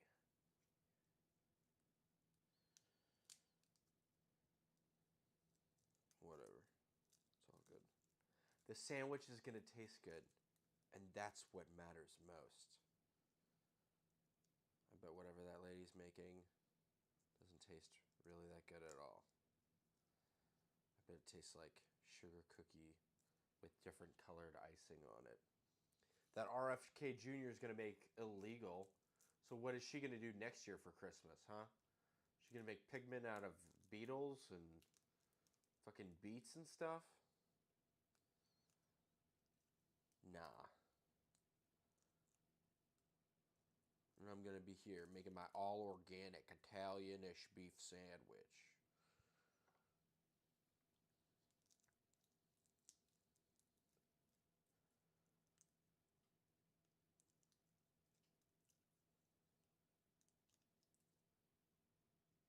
It's not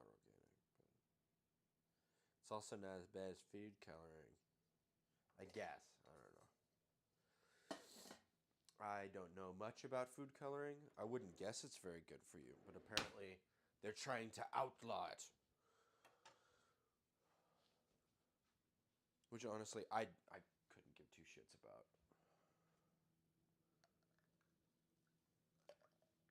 You care about food coloring, you don't care about food, that's for sure.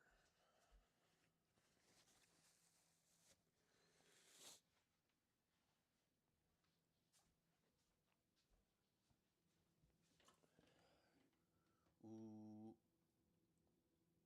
Bubble, bubble, toil and trouble. Give me this big sandwich, or you're gonna become rubble. How about that?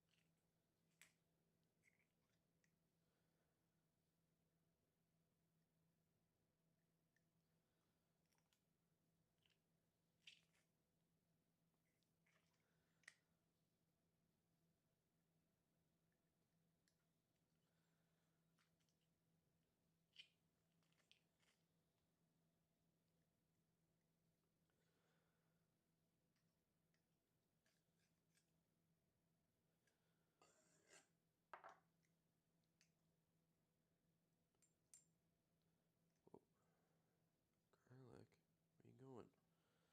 We want all of it in here. Get in there.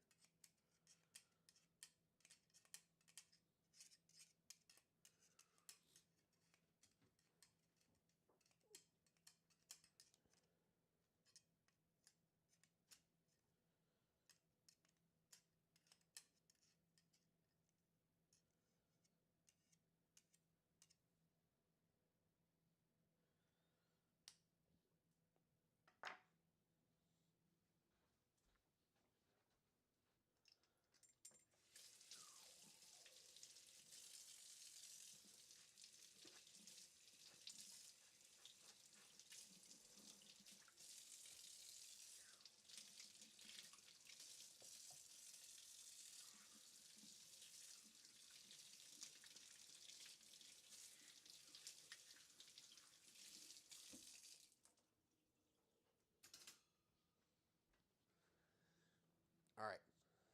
Time to make ourselves. Actually, we got stuff right here. All right.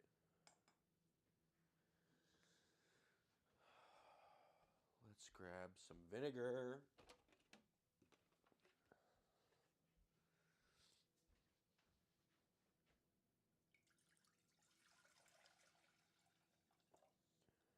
We want like that much. A little more. Yeah, that might be good. Still got some. We're gonna grab an amount of sugar. A big ass restaurant store, fucking 50-gallon bag of sugar down here. For ferments and what have you. Here's a quarter cup of sugar. That's probably good enough, right?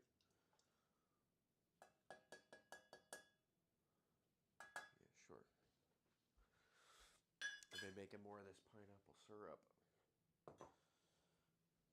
I refrigerated the rind because I didn't have time to do it up. The counter was pretty busy there for a little bit. But once I got everything clear, just cover it in sugar. Keep adding sugar till the sugar doesn't go away. It's pretty simple. And then we're gonna add some of our Viggo Mortensen salt.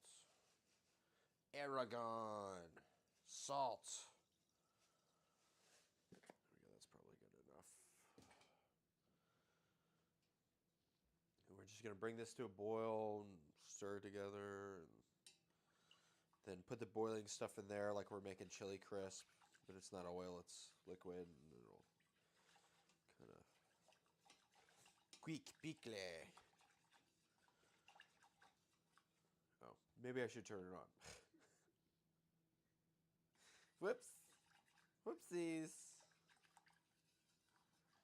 Whoopsies.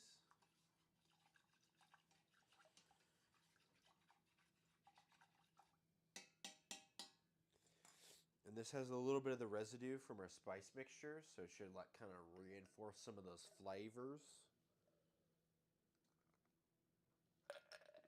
I could have washed it out, but I thought it would help. I'll add this back here. It's been what? Almost 30 minutes. An hour since we put our stuff in the oven. Let's give this another try. Let's see. Sugar on the bottom. Yep. There's still sugar on the bottom.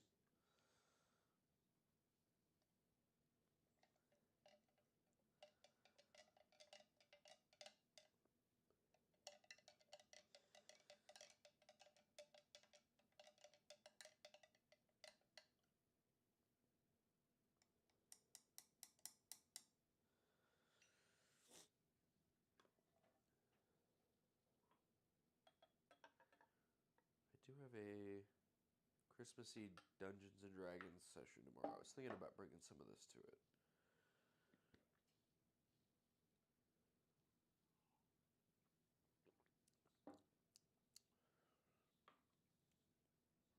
But if it doesn't taste good, we might not. Although this tastes better already.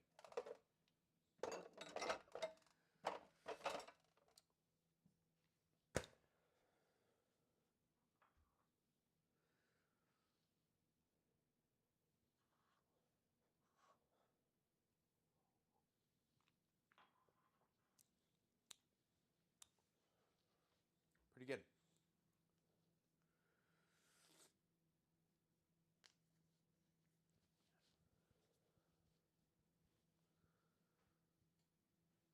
Listening to operatic singing right now.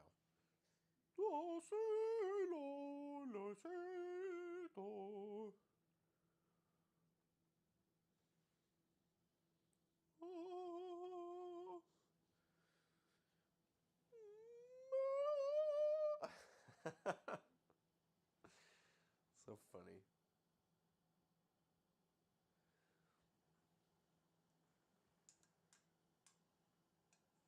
A lot of people say I'm very operatic, but I'd say I'm more Oprah-atic. And I just give people free cars and shit. Yeah, man. I just fluctuate my weight up and down repeatedly on different diets and things. I get real fit, and then I drink a lot of beer, and then I get real fit again. You know, the vicious cycle. It's very Oprah-atic of me.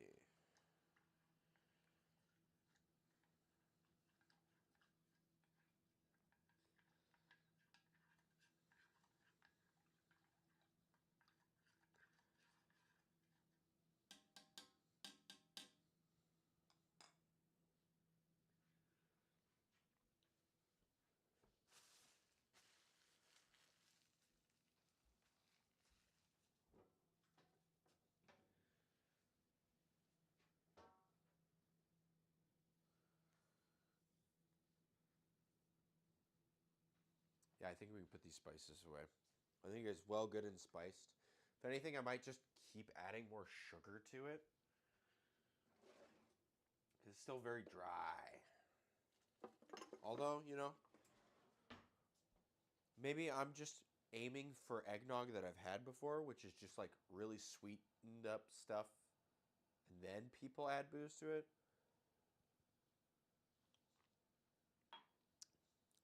This like holds its own. Tastes pretty good. I think it's just one of those things where a lot of the times those Christmassy spices are always with a sugary thing. And when there's not a bunch of sugar to meet those Christmassy spices, you go, what the hell is really going on here, you know? Why I gotta pay all this money for insurance if they're just gonna deny everything? And they're like, oh, well, let's put some sugar on that so you don't have to think about that. You know? Shit like that.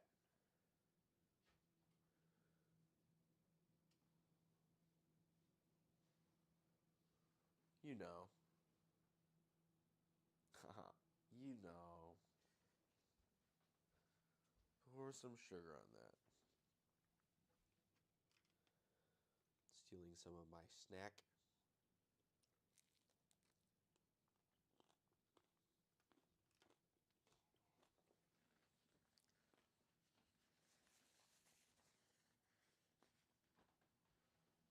Oh. Wee-oo, wee-oo, wee-oo. Somebody's following now. I didn't see the name. I'm sorry. It's right there. Follower goal. 75% of the way. Thanks to Mickey Unicorn. Wonderful. Thank you for subscribing. Or following, rather. Thank you for following. Sorry. Subscriber, follower, YouTube, Twitch. It's a whole fucking kid and caboodle. But we're here making tasty food. Boiling up, simmering up. Some Folgers in my cup.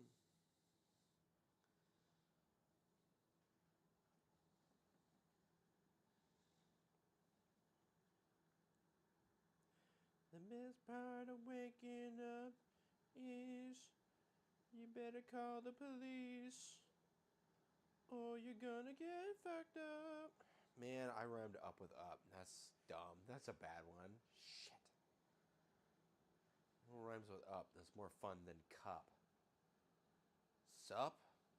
But you wouldn't put sup at the end of a line, right? That's like agreed. That's like the beginning. Dup. 7-Up.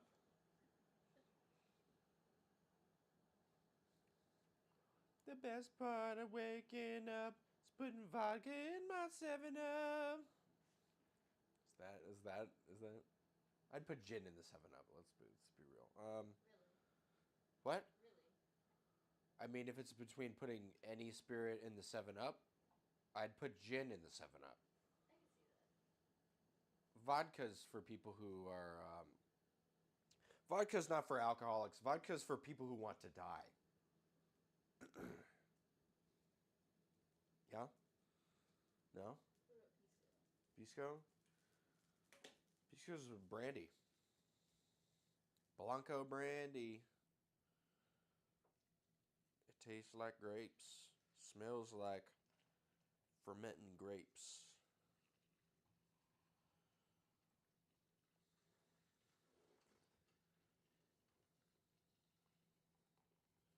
All right. We're making our Italian chili crisp, everybody. No, yeah, so this is hot. Just came to a boil. So we'll let this sit probably for about an hour. Then it should be good to, kind of drain off some of the liquid. Put it in another container, mix it with some oil, hit it with some black pepper, and some of this dried basil. According to Maddie Matheson, you add this. And he's straight from Canada, so he knows all about Italy. He doesn't, but he knows his way around some boiled meat. And boy howdy, there's some meat a-boiling in the oven. So, I'd be inclined to trust him. That's something Canadians have down pat, is boiled meat. So...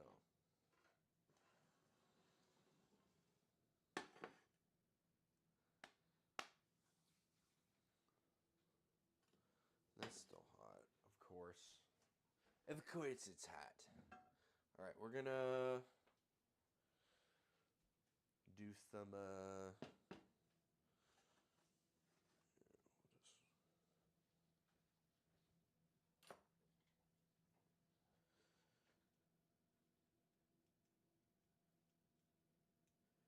you know what? Before I start this, I think I'm gonna go to the bathroom. Or should I say, Commit to a pose. So.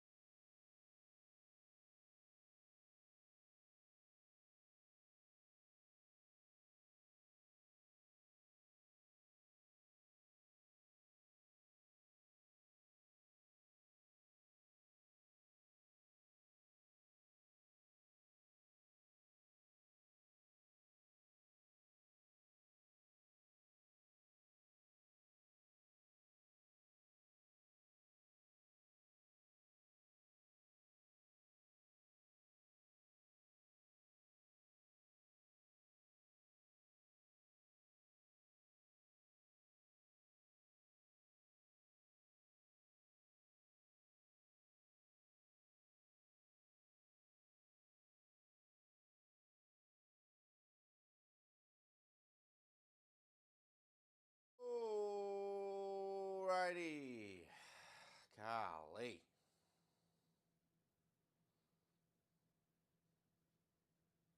We're better now. Things are better, that's for sure. Let's see. Is this just steaming up? Yeah, it's just a big steamy guy. All right, that's fine. Okay, we got jardiniere sitting there. Just let it keep going. Let's do some mise en place.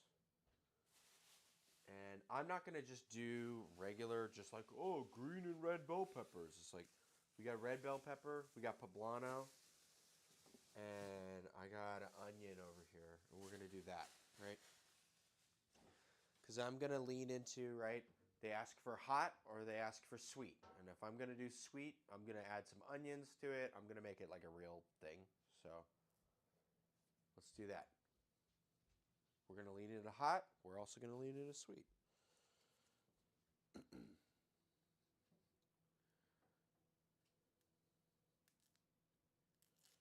Thank you for liking my transitional thing. It's fun. It's very Dark Souls. I don't know.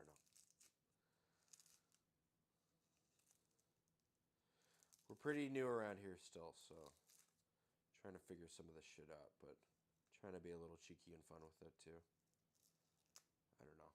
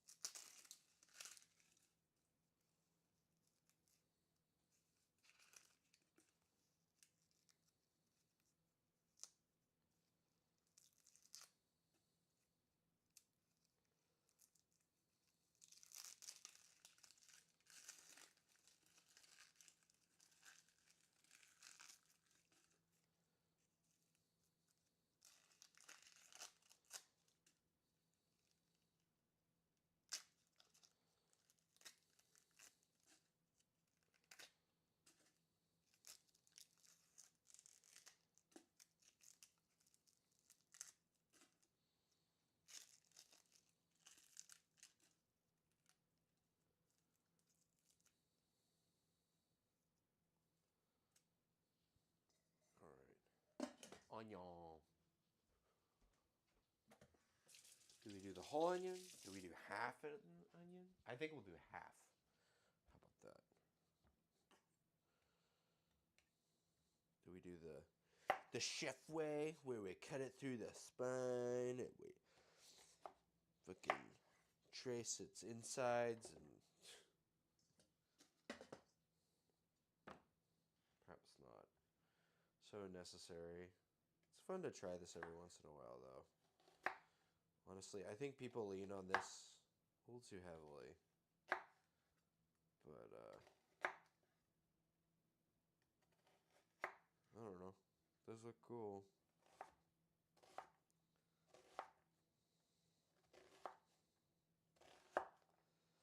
Perhaps too fine of a dice for these peppers.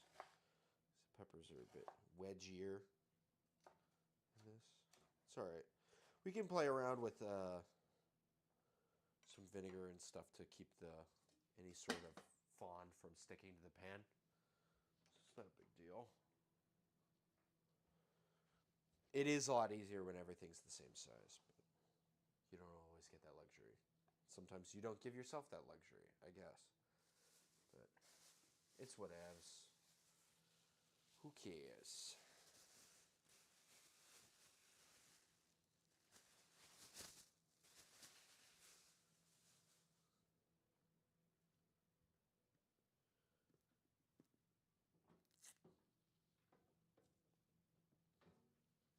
The cheapest onion in the store that was like an actual size was like 60 cents. And I'm like, I remember when they were giving these fuckers away for like a quarter. It's like over twice as much. When I was in college back in the 50s, they paid you for the onion. Take it, please.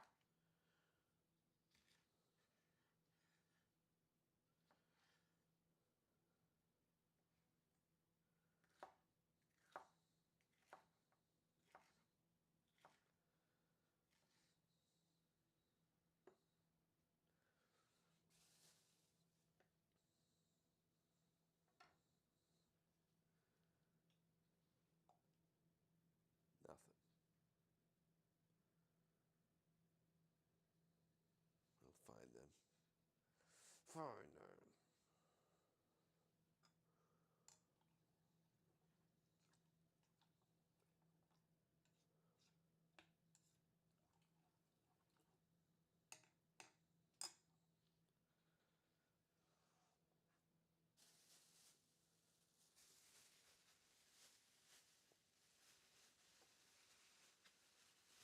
A couple poblanos.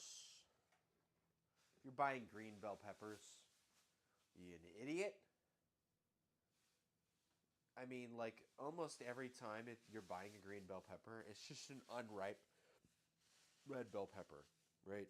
I've never eaten a green bell pepper that tasted like anything, and if it did, it tasted bad. Tastes like something that's not ripe. Get something that's ripe, right? And if you want something else that's green, get a poblano. Poblanos are ripe before they turn red. They will turn red eventually, but they are ripe before that. I don't understand this obsession with green bell peppers. It feels very misplaced. It feels like it comes from a place of just like complete ignorance, but it's all in like you gotta get the authentic one. You use the the fucking unripe pepper for the thing, and it's like, I mean, I could see that if you're doing like, fried green tomatoes, right? Because you got a situation where you've got something, right? A green tomato that comes from pruning, right? Nobody prunes a perfectly good bell pepper off a bell pepper plant because they're small, right? The pepper plants themselves. So each plant produces like 3 or 4 bell peppers, maybe 6. They're like roided out. And yeah, so there's no reason you would be pruning a pepper off of your bell pepper plant. Or very little reason. You would have pruned it earlier when it was a flower. Um, so there's just picked early, right? Whereas with the green tomatoes, right, you have a lot of times where, a tomato just bushes out of control. Oh, hey, what's cooking, chef? New person. Sorry. I'm just ranting. Hey, we're getting raided. Alice Black joined with a party of 5 a minute ago. Wonderful. Yo, we're making Italian beef sandwiches. But we're shredding the beef instead of slicing it because I don't want to cook something just to refrigerate it, just to cook it. Rating and cooking, or ranting and cooking. What's my content? Oh, that's what. Sorry. I'm sorry. I'm trying to do too many things at the same time. Yeah, ranting and cooking. I was just talking about because I'm using poblanos instead of green bell peppers for my sweet, right? In an Italian beef sandwich, you can ask for hot or sweet. Hot is jardiniere. We're making that right now. Sweet is bell peppers. And need better glasses there. Yeah. Sorry. I need a bigger fucking monitor. Sorry. Hot is what? Jardiniere. It's like a pickled mix of cauliflower and carrot and celery and then garlic and peppers. First time it hot. So if you get, have you heard of an Italian beef sandwich from like that show, The Bear? It's like a Chicago hot sandwich. It's like braised beef in a Dutch oven. The oven's on right now. I got a couple. Ain't seen the show, but I heard the sandwich. Yeah. Well, we're making something like the sandwich. If you make the actual sandwich, you have to cook the beef, and then you have to. Oh, I'm being dumb. Sorry. Too many things. Yeah. So what you want to do is you gotta braise the beef, and then you end up wanting to slice it. For whatever reason, they slice it down there. for texture or some shit.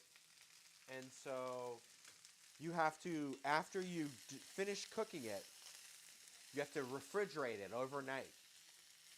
And then slice it the next day in like a deli slicer or a mandolin. I have a mandolin. But it's just not very convenient for this format to make something and then refrigerate it overnight and then make the sandwich the next day. So we're just going to shred it like pulled pork. And then I got some French bread back here, and we're going to make a thick-ass I'm probably going to use about half of it. We're going to make a thick-ass sandwich out of that with these peppers on top. And I'm adding some cheese, which is a little bit heterodox as well. But, you know, if I'm not slicing it with a deli slicer, and there's all these, like, varieties in Chicago, and they're willing to use green bell peppers, which is dumb, then whatever. I'm just going to put poblanos in my peppers because green bell peppers are dumb, and I'm going to add some cheese, and I'm going to kind of do it myself. So it's whatever. Sometimes people get really fixated on the fancy bottle. Oh, this, olive oil. So if I use the big jug, you know, there's no way I got a lot of control with this. And it doesn't matter as much here. But if I'm putting it on like a salad or something, you know, you fuck it up. And then you have a bunch of oil everywhere. Yeah, so I've got, I can pull it out for a sec here. I guess it's been about a little over an hour and a half. So we're about halfway through braising this beef. Oh.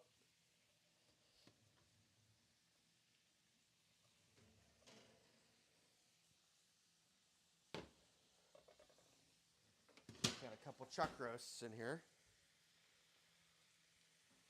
Whoop. And some stock. Homemade stock. Some like seasoning blend. It's a good time to rotate it, right? We want some of it out and some of it not out because you get these like fun brown parts on it. Get a lot of good like Maillard reaction. It's a little heavy. It's whatever. That's why we go to the gym, right? Yeah, so this is getting softer, but there's still quite a bit of connective tissue.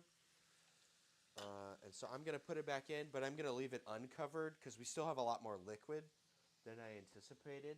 I thought we would cook off a little more with it still cracked like that. But I guess not.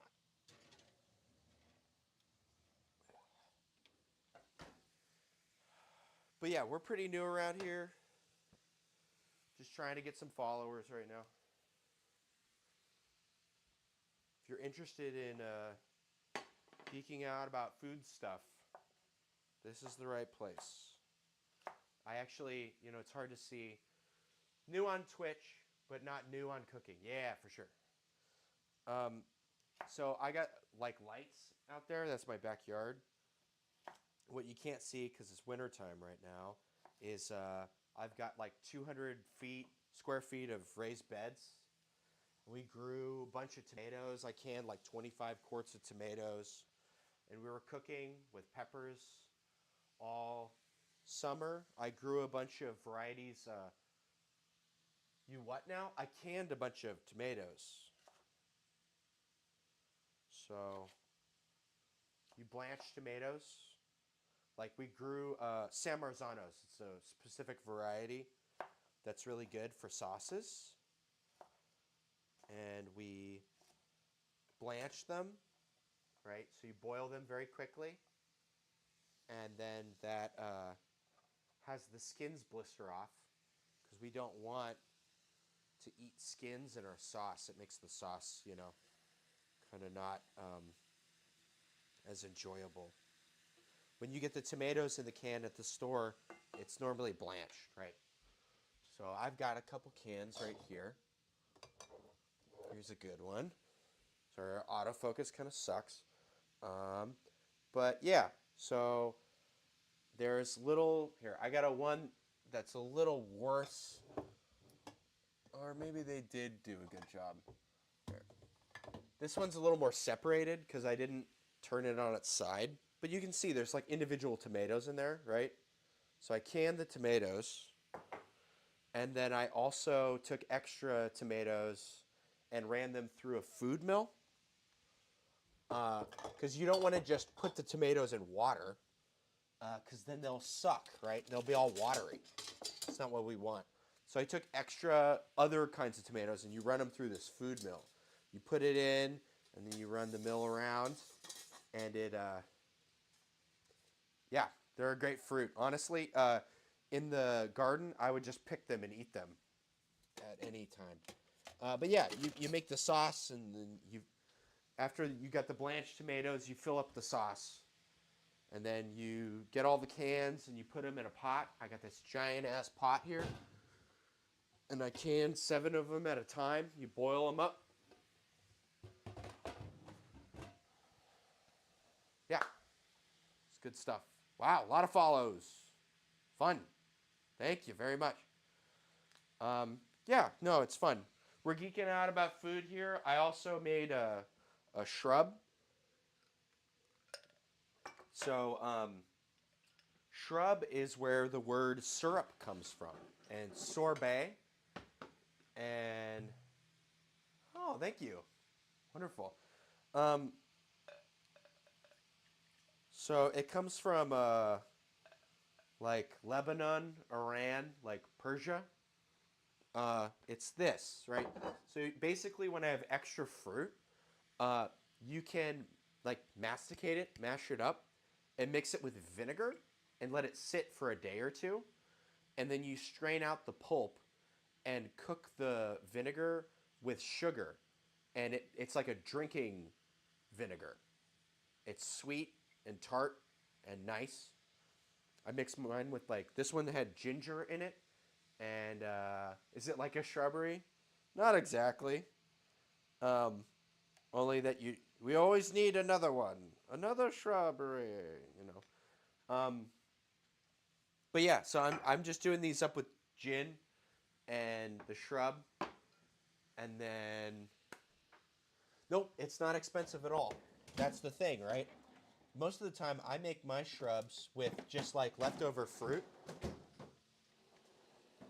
So I had all this fruit extra because I needed a bunch of peels for a dessert I was making for Thanksgiving. And so I had all this extra fruit lying around and I just mixed it with vinegar. Let it settle. Got these cardamom bitters are really tasty. Don't sleep on bitters. Get different ones.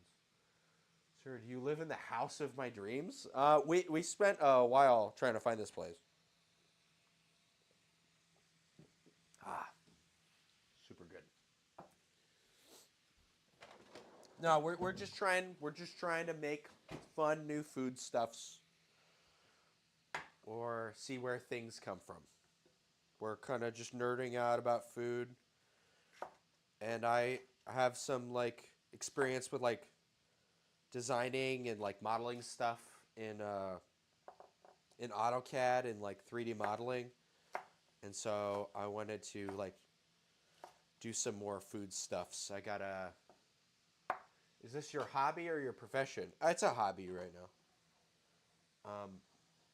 But yeah, I got a bunch of like engineering, cooking stuff. I want to make like equipment and stuff. Hi there, here to learn, and I've cooked all my life, but there's always more out there. Awesome to hear you've got a solid garden. Might as well call it a farm. Well, yeah. You know, that's a pretty fair way of putting it.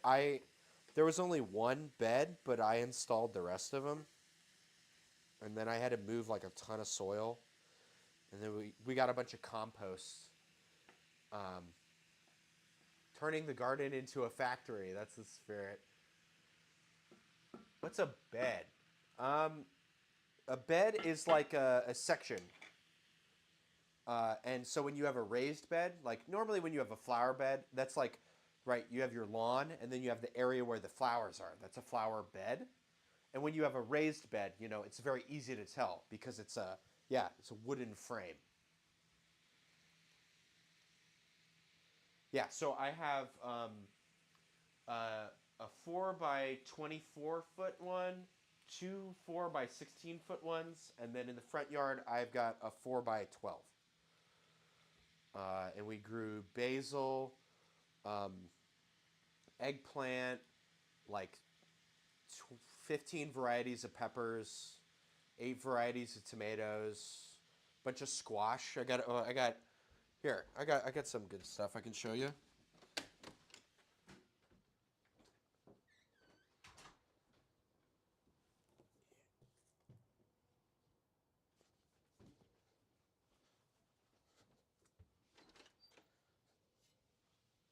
The winter squash don't really mind the cold, so I keep them outside. But these are a couple squash that I grew.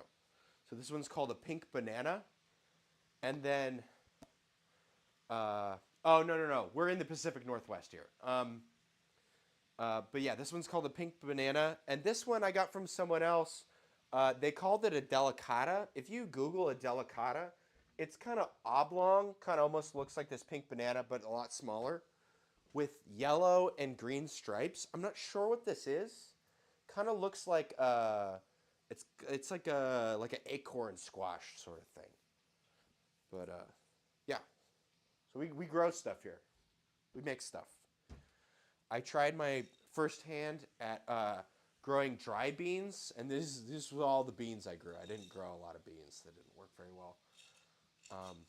Yeah, but we grow a lot of stuff here. Yeah, and there's some other squashes in here that I still haven't used. These are summer squashes. They probably are too hard to use anymore.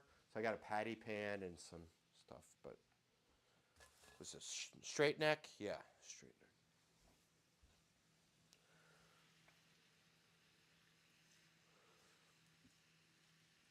Yeah, beans were they were something. I don't know. I think I just need to get everything started at the right time. Last year, we moved into here around March, and I didn't finish installing those raised beds until June. Yeah, oregano's great. I love fresh oregano. We have some out front next to the thyme. And then I also have rosemary, and we got stevia, and I got a tea plant out back. It's the big leaves oregano. Okay, cool. Well, there you go. Awesome. I mean, there's all different kinds of varieties. I was just watching a thing on on Instagram, and they were talking about Greek basil, which I'd never heard of before. And instead of being like big leaves, they're like a bunch of like teeny little frills, and then you take the whole like group of leaves and use it like that instead of taking the individual leaves. It's like weird. So they're all selectively bred in different ways. So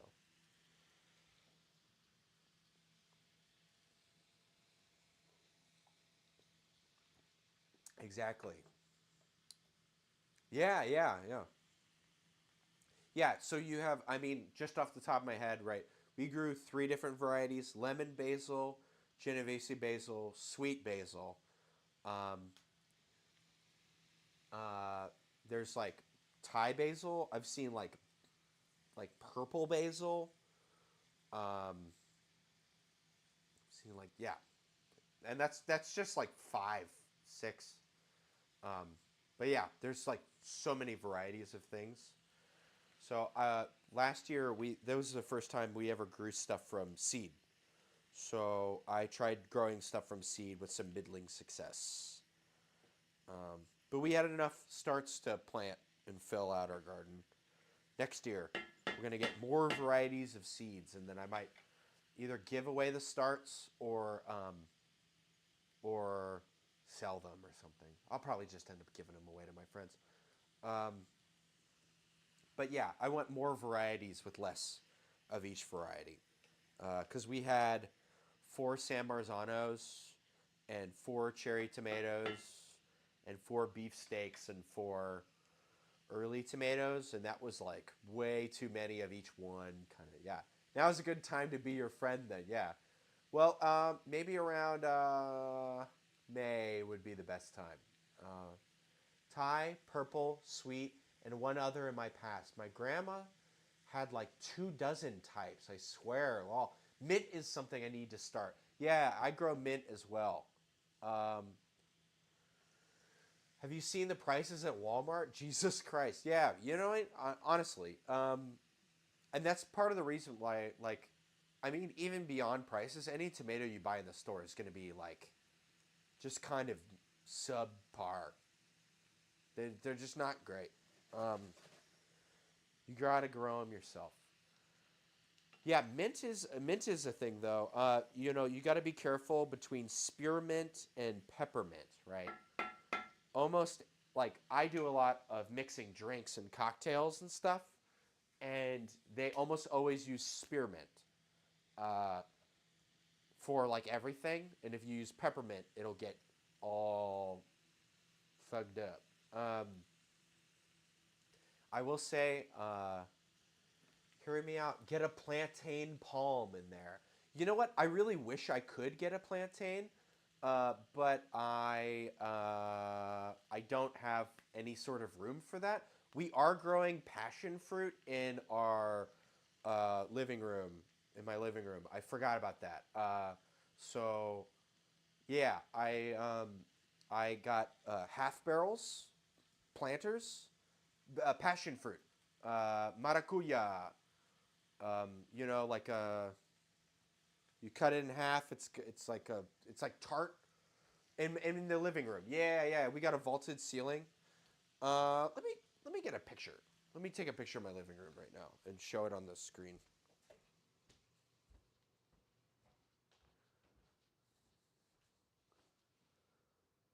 So we have 2 varieties. Oh, this isn't too. We have 2 varieties, and they started off in these little. No, I know how to work it. You gotta just like know how to work it. Here, I need some help to autofocus correctly. Yeah, yeah. So we got 2 of them, and they're kind of growing up the wall. We trained them, so they're in little barrels, and the barrels are on wheels. And so I wheeled them in, making sure not to scratch the floor. So we wheeled them over cardboard, and then I set them in things because they have holes in the bottom, so that way they can drain. And so I set them on these little drain trays. And so over the winter time, they'll grow up. I trained it up and trying to grow it across the side of the balcony. Yeah. So we got 2 varieties. One of them is a lot more tropical than the other. Sorry, my producer must focus the camera. Yeah. The one that's bigger is called the Frederick passion fruit, and it grows in 8B. We're in 8B over here. No, we never fire the producer. The autofocus on the camera, that we have an autofocus feature on this camera, but we can't get a clean out with it because it keeps like focusing on your face and giving these weird things. And so with the stream link or what, cam link, it just doesn't work. But normally I'm this distance from the camera, so it doesn't really matter. If we can figure out how to get a clean out with the autofocus, that'd be super handy. But it's all good. We bought the camera anticipating a bunch of features because I read it on a bunch of articles and stuff. So, and then when I got the camera, it didn't have the features. Anyways, the passion fruit. It's a Frederick's passion fruit. It grows in this zone, and I picked passion fruit for tropical fruit because it comes from a vine. It's very vigorous, right? So you can manhandle it quite a bit, and it will it will sustain itself, or it can bounce back really well. The only problem is like it'll grow in this zone, but it will always freeze back to the roots every winter, and so it ends up spending all of its energy during the spring and summer, making the vine again, as opposed to like setting fruit. And so my idea was to bring it inside over the winter, and then when I could bring it outside during the spring, summer, fall time, then it can actually set fruit. We actually have two fruit on it right now, and then the other one is called a grenadilla, um, Passiflorus ligularis, and it is a variety of passion fruit that I only ever found in the Amazon. I spent some time in Peru, and it's very tasty. My Spanish is very good. What's happening here? Oh, Peru. Okay, yeah. Passiflorus ligularis. That's Latin, but maracuya. Yeah. Guanabana. Palta. Yeah, a lot. Yeah, grenadilla. Yes. Google that. I hate the seeds. But you had it before? Like the big, like, orange guy. You know what I mean? It's like sweet. It's sweeter than a regular passion fruit. I like them. Honestly, I kind of like the texture with the seeds. But that's passion fruit, right? It's like a bunch. It's kind of like a pomegranate you can just kind of munch through. With pomegranate, it's a lot hardier. Those seeds are way harder to get through. You gotta take them in little doses. Where else have you been in South America? I spent some time. In 2022, I spent 8 months in South America. We started at the bottom of the continent and worked our way to the top. Unfortunately, COVID prevented us from going to Argentina. That was a big thing we wanted to go to. So we flew into Punta Arenas, down in southern Chile, and saw the fjords and Torres del Paine down there, all that cool stuff. Highly recommend. And then we flew up to Santiago and went and toured around wine country. And then from there, we flew into Lima, where I procured a motorcycle, and I drove 2,000 miles around the country over the course of a couple months. And then we spent more time in Lima. It took a while. It's hard to negotiate contracts and like buying titles and stuff when everything's in Spanish. I was planning on buying a U.S. plated bike, but that didn't work out because of COVID. I never got to go to Ecuador. I really wanted to, but we couldn't make it out of Peru with the Peruvian plated bike. And so from there, we flew to Colombia, and we spent time in Bogota, Salento, and Medellin, and Cartagena. Um, that's kind of most of where we went. Although, yeah, we really wanted to go to Ecuador, and we really, really wanted to go to Argentina, and it just never happened, man.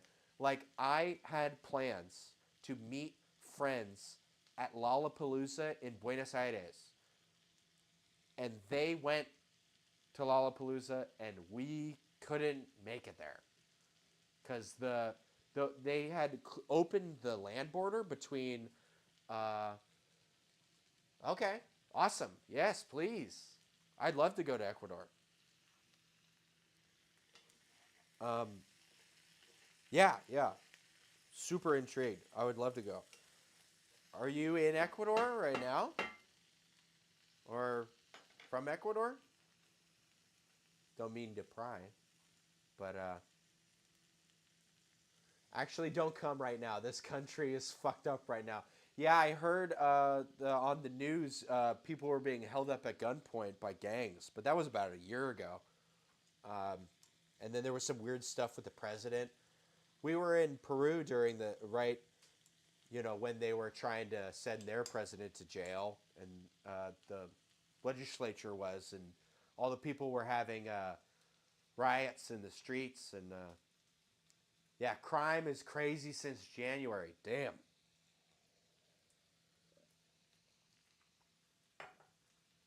And countrywide power outages. That sucks. I'm sorry.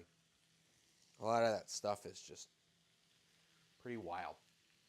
I tried to hide my gringo face while I was down there, so I grew a mustache. Pretty convincing mustache.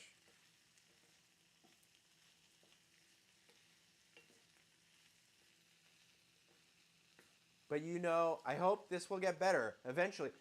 That's the thing. I think a lot of the COVID just sent so many things into upheaval. Trying to hide like a gringo with a face and mustache makes it only worse.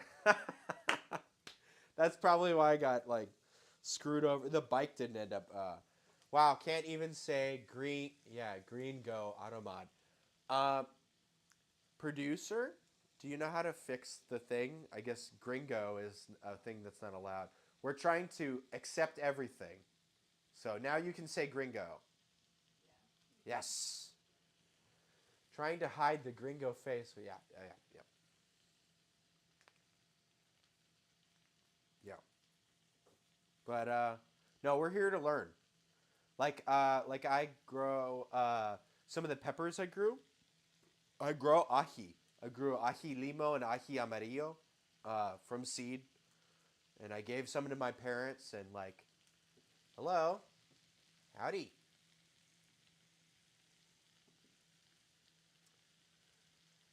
A lot of fun having people here. Actually, I was cooking by myself for a couple hours. Just sometimes there's not a lot of people, but this is wonderful. I appreciate all the questions. I'm happy to answer any sort of question.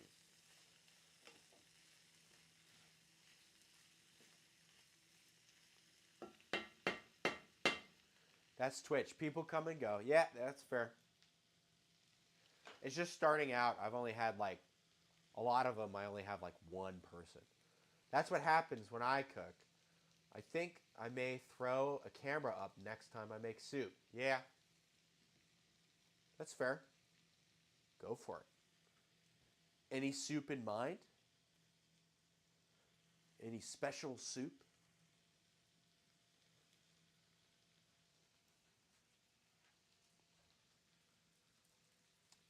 Ooh, lentil. We love lentils here. They're my favorite. I gotta have a bag here. Sorry, pantry's all fucked up. I haven't found a really good organization system. And so it's just like full of just random stuff. I got these like buckets or things. But yeah, lentils. We love lentils. Cauliflower, last one of my favorites usually. Yeah, yeah. It is soup weather, that's for sure. Unless you're south of the equator or at the equator. I guess it's always never weather or never winter.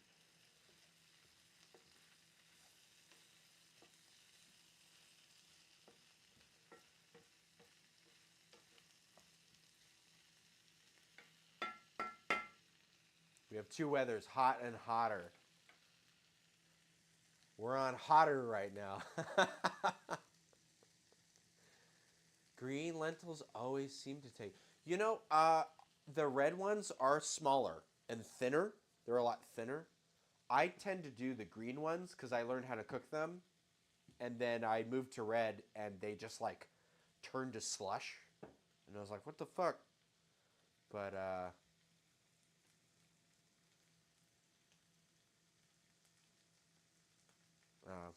yeah, I don't know. I know there's a lot of flatbreads that they use with lentil, like dosas. How long does that have to? This thing? It just cooks as long as I want it to cook for. I monitor the hell out of my soup too, like a good texture to it. Yeah. Oh, good. Okay, yeah. That's fair. Yeah, I'm a little more scatterbrained, doing a lot of things at the same time. So it's a lot of like set it and move on to the next thing and like try to get everything going. Yeah, this is actually probably done. Do I need this again? I don't think so. Let's move that off. It has been about 3 hours since I got the meat in the braise. I think it needs a little more time. And I'm also been, I have a thing tomorrow, and I made this eggnog. Alton Brown's recipe for aged eggnog. But I took the spices from Joshua Weissman's recipe. Yeah, I made this. Well, it's mostly just milk, cream, eggs, egg yolks. Well, just egg yolks, I guess, and like rum and whiskey, and then a bunch of spices and sugar. But I made this like a month and a half ago, and so I've been doing some taste tests, or no, a little over a month ago. And I've been doing some taste tests to try to make sure it's kind of dialed in for tomorrow. That's why I added some of those spices. I think it's holding up a little better.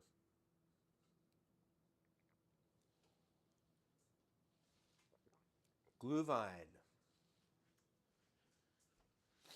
Or is Glühwein the mulled wine? Glühwein is mulled wine. I can't wait. I thought eggnog was Glühwein, but I think you're right. My bad. My German is not very good.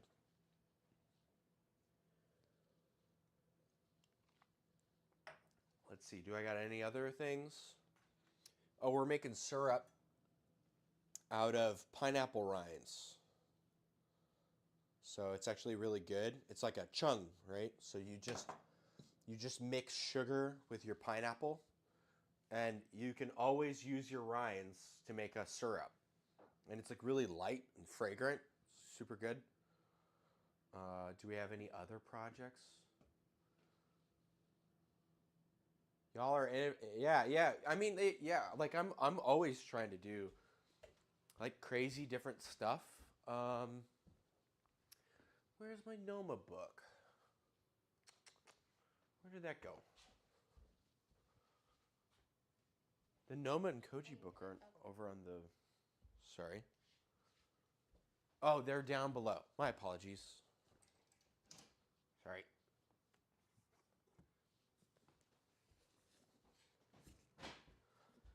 Yeah, I do a lot of fermentation stuff as well. So these are like a couple books that I've been digging into. This one more than this one. So, oh, you look like you can craft complicated dishes. So I'll request a dish we have. One of my favorites. It's called encebollado. Encebollado. Kind of like a fish soup or broth. Oh, awesome. Cool. Here. I'm gonna take a picture of that or something. Okay. We'll look it up. Encebollado. So, onion, cebolla, right? Fun. Awesome. This is exactly what I want to do. I want to like learn how to make other stuff. Right? Encebollado. Fish stew, considered the national dish of Ecuador. Fresh tuna, cassava, tomatoes, onions, coriander, spices. Okay, yeah, we can definitely do that. It's also soup weather, so we can definitely do that. Yeah, it's It's all. There's so many new things to learn. And before we moved in here, I was just like, not in. Yes, please give me your recipe.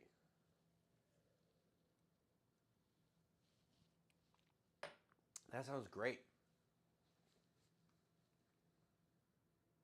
Let's see if I don't have any more ají limo. No, where is those? I do have here. Let's see if I can get one.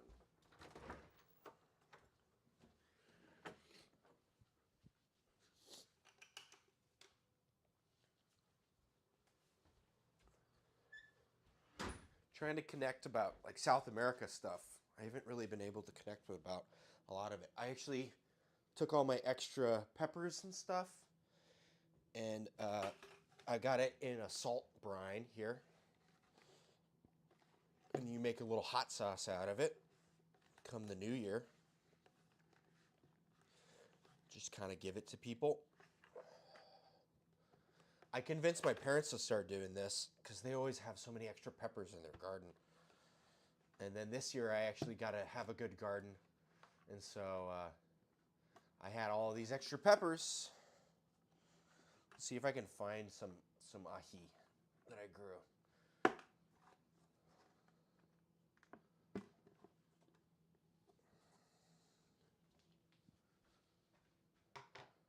Can't see any comments right now when you're doing that.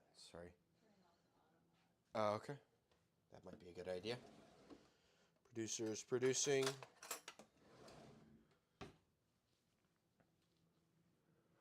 I can post the links, or is the bot gonna? Okay. Oh, cool. Yeah. Producer just turned off the Automon, so it should be good. Let's see. We've got. Trying to grab this, right? Everything's supposed to be submerged in liquid. And I'm trying to grab a couple of these peppers to show you that I grow. Like, there's ají limo, ají amarillo.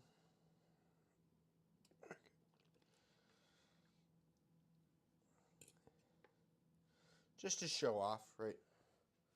A little show off thing. Sorry again. Maybe a little blurry, but yeah, limo and amarillo. Yeah. Just turn on the subtitle. It shows it's blocked, like Okay. if you're on the video, but Huh. I can click on a link so I can go. Okay, well we can click on the link. So we'll definitely do that.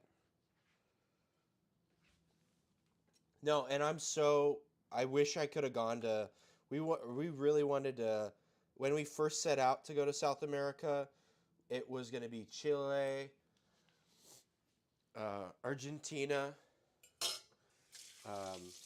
Uruguay, Paraguay, Peru, Ecuador, and Colombia. I don't think we were planning on going to Bolivia because Bolivia doesn't really care for Americans, and so it's just like one of those things where like maybe don't go if they don't want you to go. But yeah, it just didn't end up panning out that way. It was a little bit of a bummer, but we'll have to go back another time. Nobody likes Bolivia anyways. Yeah. Yeah. I don't know. We saw Bolivia. We were in on Lake Titicaca in Puno, and yeah, we went and did a boat tour thing, and we saw it. But yeah, there's no going there, especially with a Peruvian plated bike as an American. It's just not gonna happen. Let's make another one of these.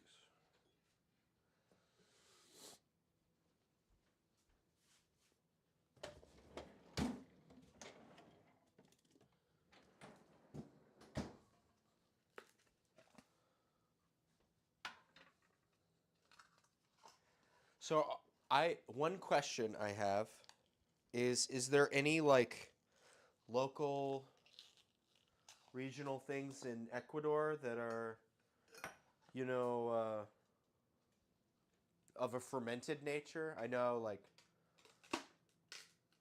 you know, in Colombia they have like aguardientes, that anise kind of moonshine sort of thing. I'm always interested in like different kind of local ferments. On that YouTube link, there's a description of the full list of ingredients.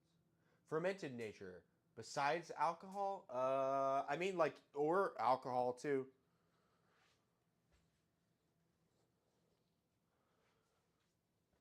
Whatever's clever.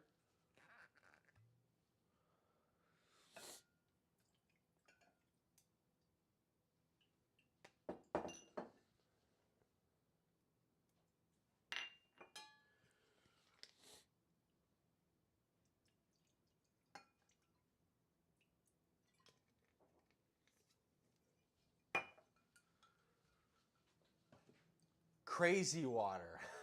Agua loca. That's funny. Agua. Okay, agua aguardiente. Aguardiente. Agua ardiente. All right. That's funny. Agua loca. Crazy water. It's funny.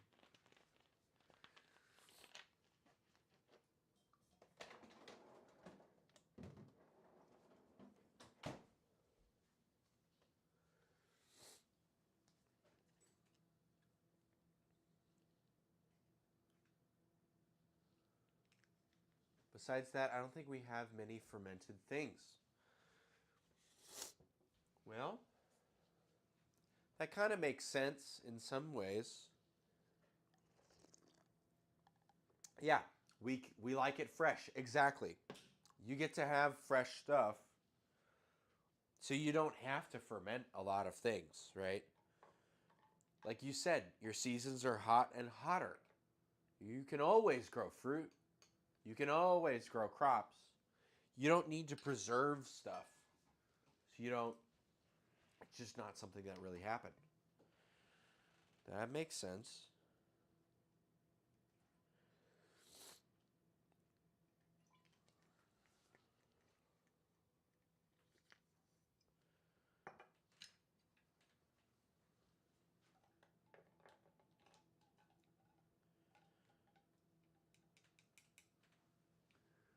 I must procure all the mango. Yeah. Matter of fact, mango season.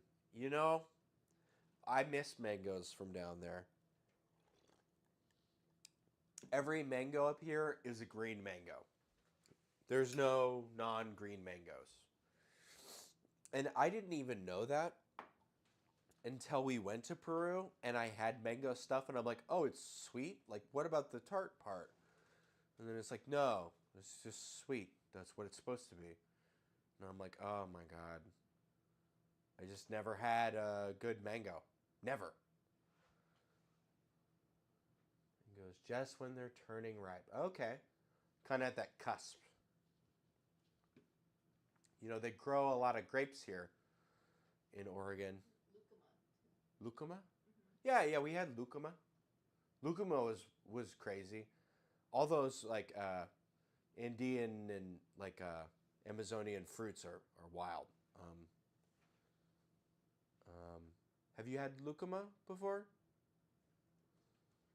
Kind of tastes like maple syrup, praline, pecan, but looks like an avocado with maybe another name. Let me Google it. Yeah, it's got like a pit in the middle of it, and it's like an avocado, but the flesh is like kind of a gray tan, and it tastes nutty. They make like ice cream. They flavor ice cream with it in Peru, anyway. Let me see. No, there's no picture though. Okay. Double checking on this. Looks like it's getting there.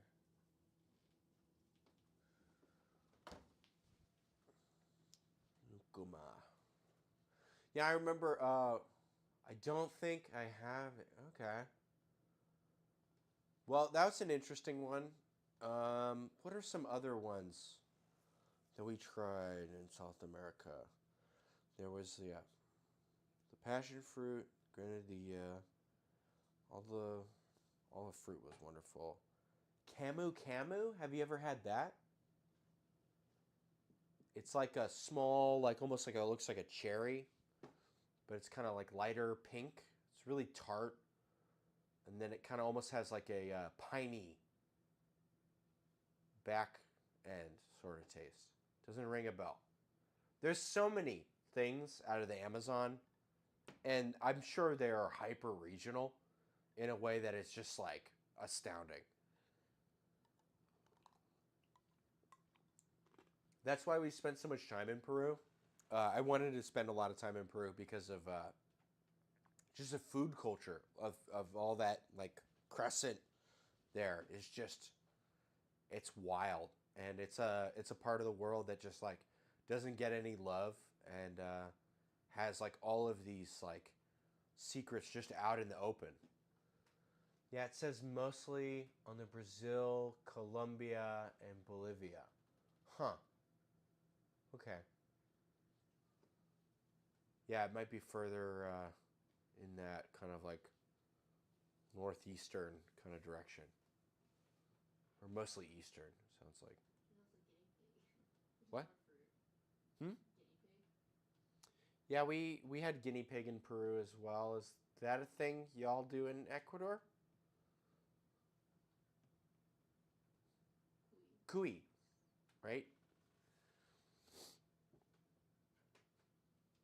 I know. I think it was brought about because it's like an Incan thing. They would raise guinea pigs. Um, yeah, we do guinea pigs in the highlands. Haven't had it yet. Yet. Yeah, yeah, yeah. Your pets are our food. No, it's a lot like a rabbit. It's like rabbit. Yeah, yeah, yeah, yeah, yeah. It's rabbit. So and I would say it's one of those things, right? Because a lot of the world views the rabbit as a cute thing, and a lot of the world views the guinea pig as a cute thing. But almost all of the world doesn't view the chicken as something that's a pet or something that's cute. And so the whole world has selectively bred chickens to be meatier and musclier, right? And so, yo, I've got a, like, it's just like, it's one of those things where if the whole world spent a while, uh, like trying to selectively breed guinea pigs to eat, because the whole world decided we should eat them, then I bet they would be kind of like musclier, and I bet the eating experience would be a lot better. Same goes for rabbit, right? Lots of times when you encounter rabbit in culinary stuff, they use it in like French cuisine, but I've never seen a rabbit in any sort of Germanic cuisine. Have you ever seen anything Germanic about rabbit? No. Okay. Yeah, a lot of cattle and pigs. So, it's one of those things where everyone thought it looked cute, and so they probably didn't end up. Well, and honestly, the chicken can lay eggs while it grows to its size where you can harvest it, right? So you kind of have this like dual lane of calories. So it makes sense, right? Guinea pigs don't lay eggs. Rabbits don't lay eggs. So I don't know. It's all like anthropological at that point.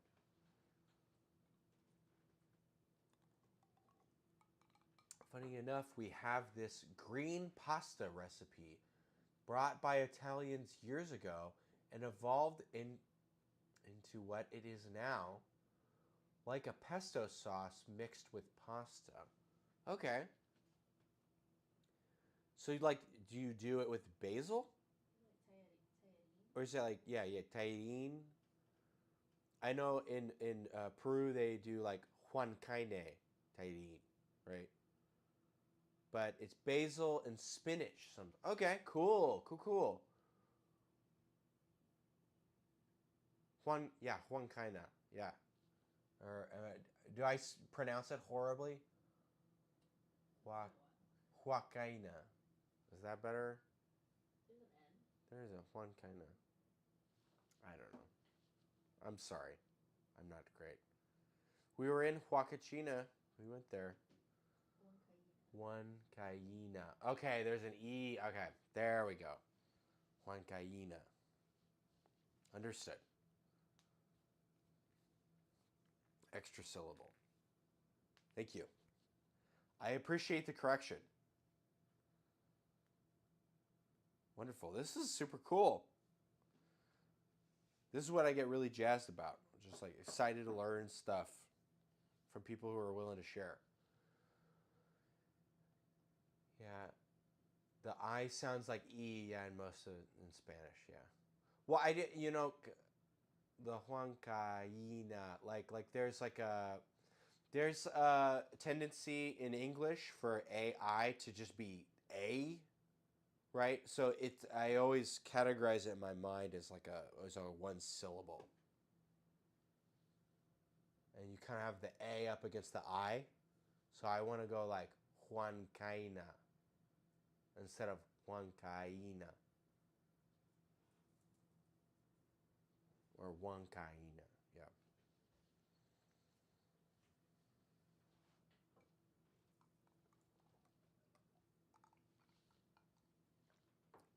I appreciate the correction though. Tons.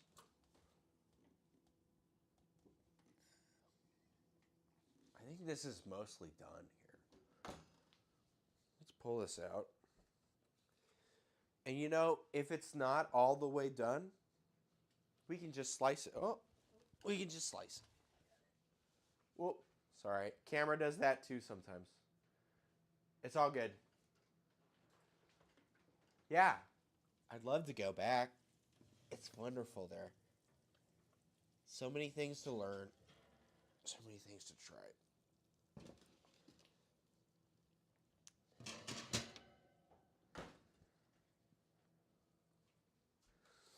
And so many things to bring back too. Like it's like wonderful that I can grow so many things from around there. Yeah, looking pretty good. Let's kind of see this consistency. Okay. I think we can grab enough to make the sandwich, and then we'll just kind of let the rest of it ride. Because it's like there's parts of it that want to come off. Maybe we do just slice it.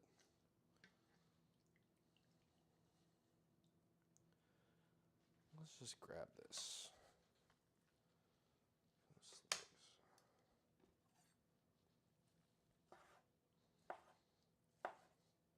Supposed to slice it as thin as you can. Normally they use a mandolin or a deli slicer. It's all right. I'm not super duper particular. And I was actually hoping to just shred this. It's taking a little longer than I thought.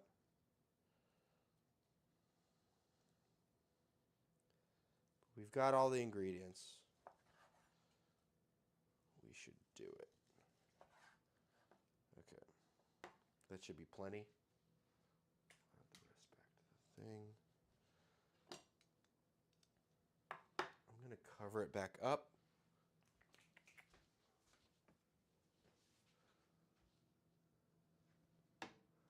Oh, you know about that? I had it once. The fruit from where you get the cashew nuts. It was weird. Yeah, cashew pear.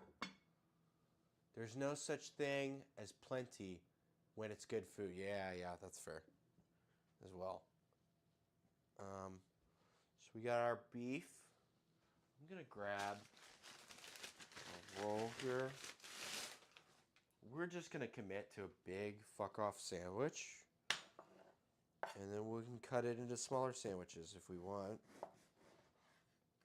I'm going to toast this.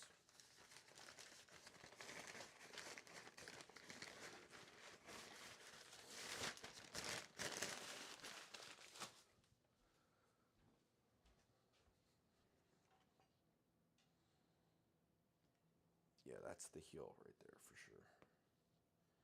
I don't have a serrated knife because I'm an idiot.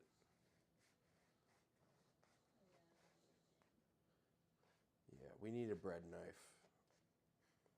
But, you know, it's the harm in almost cutting your hand off, right? All right. This is a pretty, robust. Muy robusto. Okay. Yeah. Okay. Let's grab our cookie sheet because we don't have enough stuff here, right? I'm gonna toast this. This whole sandwich is predicated on the idea of dipping it in juice.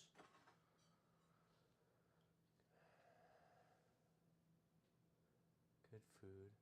There is bad food out there. Now 3 liters of olive oil, referring to the fuck off size of the sandwich. Yeah.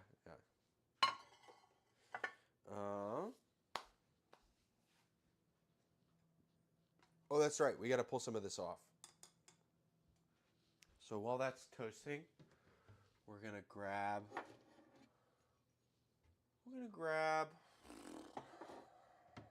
Let's get a bowl and just kind of slot out some of this. There it is. This thing.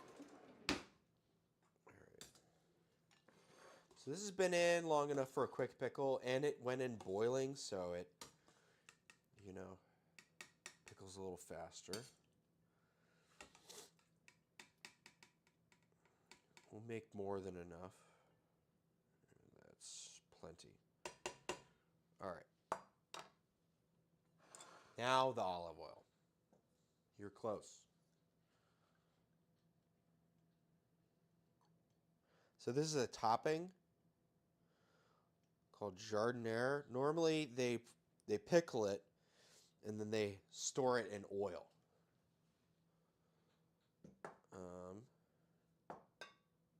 Yeah, that's about it. We're going to add a little more black pepper, potentially some salt. Oh, I think I fucked up the thing on that. And the basil. Where did that dried basil go? I had that just around here somewheres. The dried basil. Where did I put that? There it is. So many places.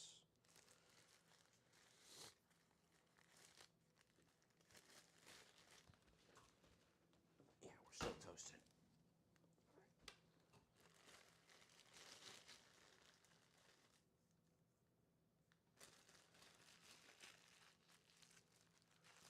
Want that bread swimming in olive oil. Well, it's going to swim in this consomme, right? It's like a dip. But we want a toasted, hearty bread to really take on this and this, right? It's a multi-liquidy thing. Okay, we added salt to the brine, so we should mix this up and taste it for you.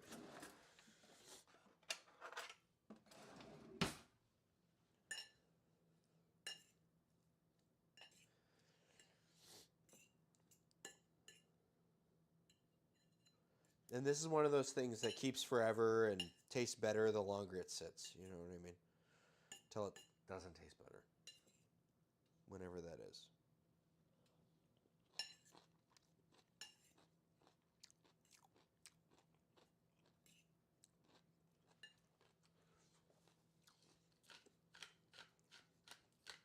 A little more black pepper. What does this need?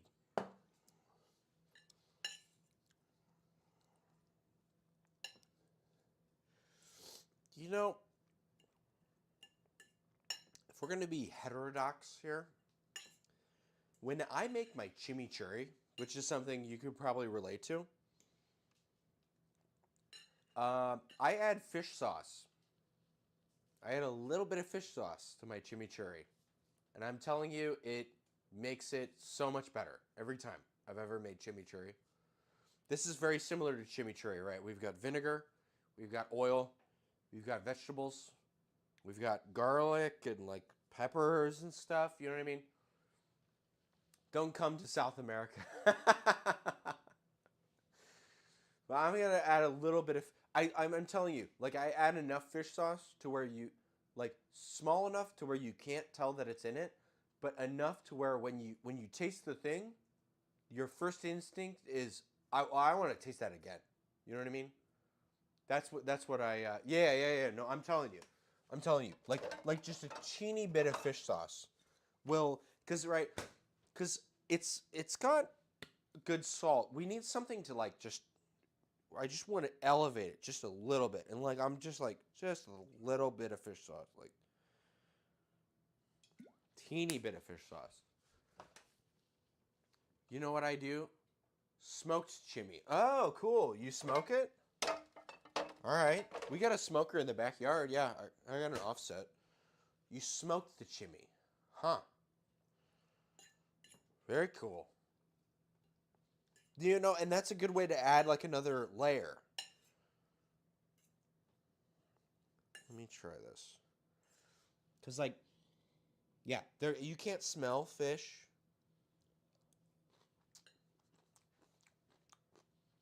You can't taste fish. But like, it's just geared up.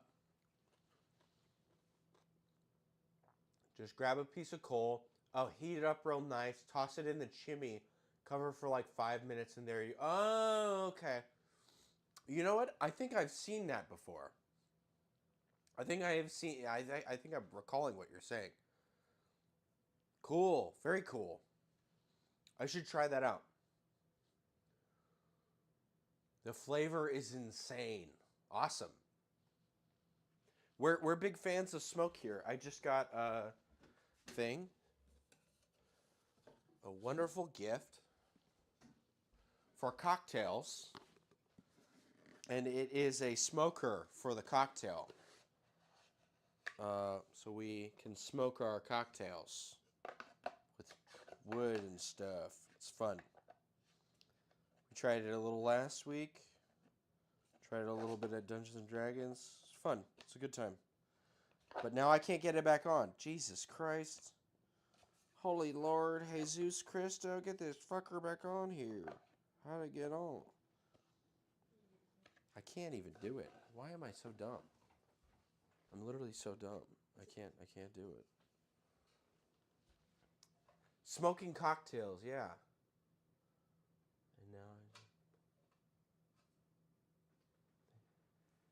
you got, I mean, yeah, open Pandora's box. Sounds like perfect scenario to have a smoldering old-fashioned production. Sorry. I'm sorry. I'm a basket case when in the kitchen sometimes with all this stuff. Are we looking? Oh, just a little bit longer.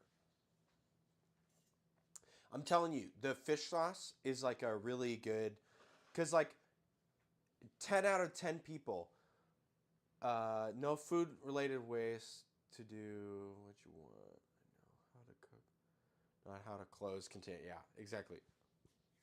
Only open container, no close. But yeah, it's one of those things where like 10 out of 10 people would taste this. Nobody would say there's fish sauce in it. Nobody would say that at all. But they would all go, wow, like what is this? You know what I mean? It's got this like alluring, addictive quality to it. Just something I've noticed from my experience. Here, we're gonna move stuff over because I chose to put it on our only cookie sheet because I chose to buy only the largest cookie sheets. So, all right, this is well, good and toasted. Any more and it's gonna like get hard, but it's like good where it's like soft on the inside, but like really nice and toasty. So we're gonna let this cool off a little bit.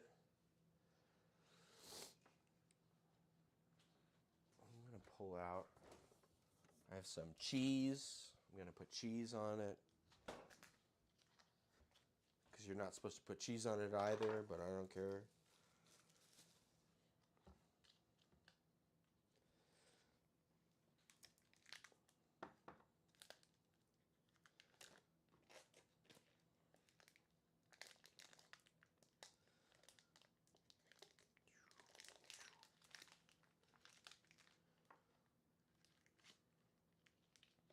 And I think before I close this thing up, I think I'm gonna like broil it a little bit.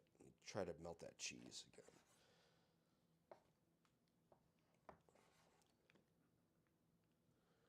What dumb things? Cutting cheese jokes? Oh, it's pepper jack. And is that cheese? Uh-oh, Dorito is here.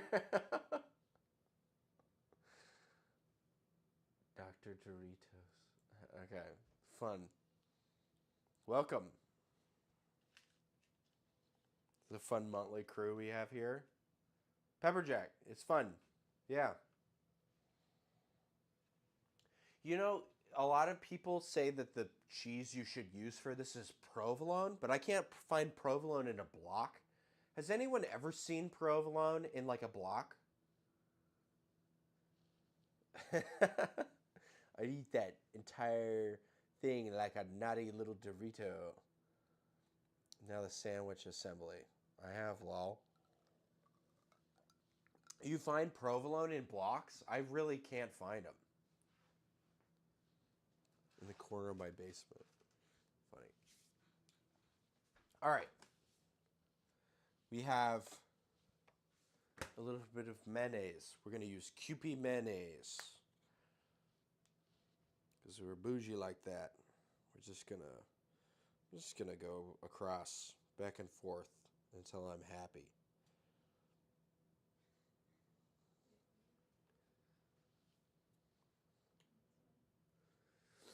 Wait, which one? Producer is highlighting. I've only seen round provolone. Yeah, round provolone. Yeah. Which in Argentina they grill. They grill. Okay, I want to try that. Huh. Grilled cheese. Man, I've been hearkening for a true grilled cheese. All right.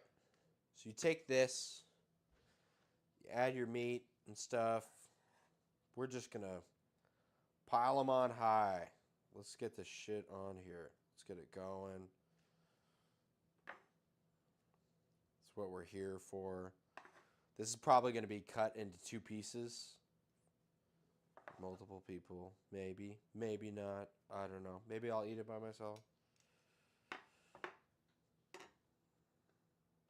We're just going to lay this stuff on here.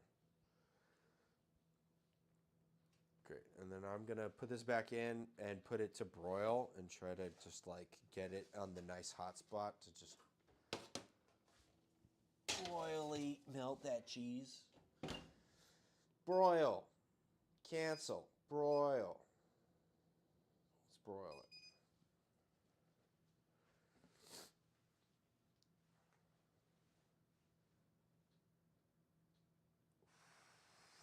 it. Not a single bite. Nope. No, we'll see. It's literally half a loaf of bread I'm making this sandwich out of. Here. Oh, I'm making an Italian beef sandwich. Here, single bite. Here we go.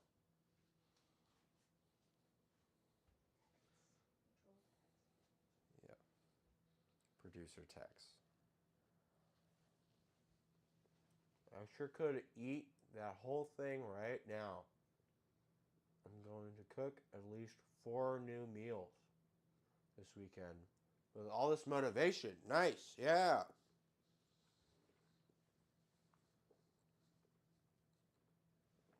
Thank you. I'm glad people are enjoying it. I remember right before Thanksgiving, I did like a demo for like a flame drink thing. and I did it for no one. But sometimes I make stuff because I do Dungeons and Dragons a lot. And we always do Dungeons and Dragons on Friday. I have Thursday and Friday off. And so sometimes I make everything, but like it's for tomorrow, right? And so sometimes there's a bit of blue balling where, there's not like the money shot, like, whoa, well, look at the food, whoa, And we try to post stuff to our Instagram, and that doesn't end up happening. So I was like, you know what? I'm going to do a demo for this flamey drink. And then I did the demo, and because it was right before Thanksgiving, literally nobody was in the stream the whole time. And, sometime good tastes better the next day. For real. So do you have a streaming schedule, or do you just do whenever? I always do Thursdays. Thursday evenings. We try to start at 6:30. Sometimes it's more like 7. Pacific Standard Time, yeah. Important thing is your house didn't catch on fire. I mean, I still have the stuff. I could probably do another... Here, let's do it again for people this time. I could do it. Do you guys want to see flames? Will it make you come back next week? Do you want to watch me light my kitchen on fire after I taste this sandwich? Fucking YOLO Doritos wants to. You don't have to. Just do it next time if you want. I can do it this time. Oh, and there's the sandwich. Very nearly. Whoop. Just a little flame kiss on this sandwich. That's what happens when you don't pay attention. But it's okay. Just a little bit around the edges. This way, pick a big hearty loaf.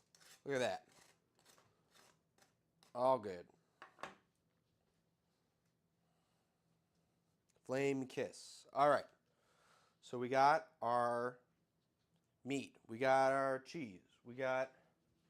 Now we got to do, right? You ask for sweet hot, right? Time to consume. Yeah. Or to consume. Yeah. Exactly. Sorry. In Spanish brain. So we add our jardinere. This is what's considered the hot.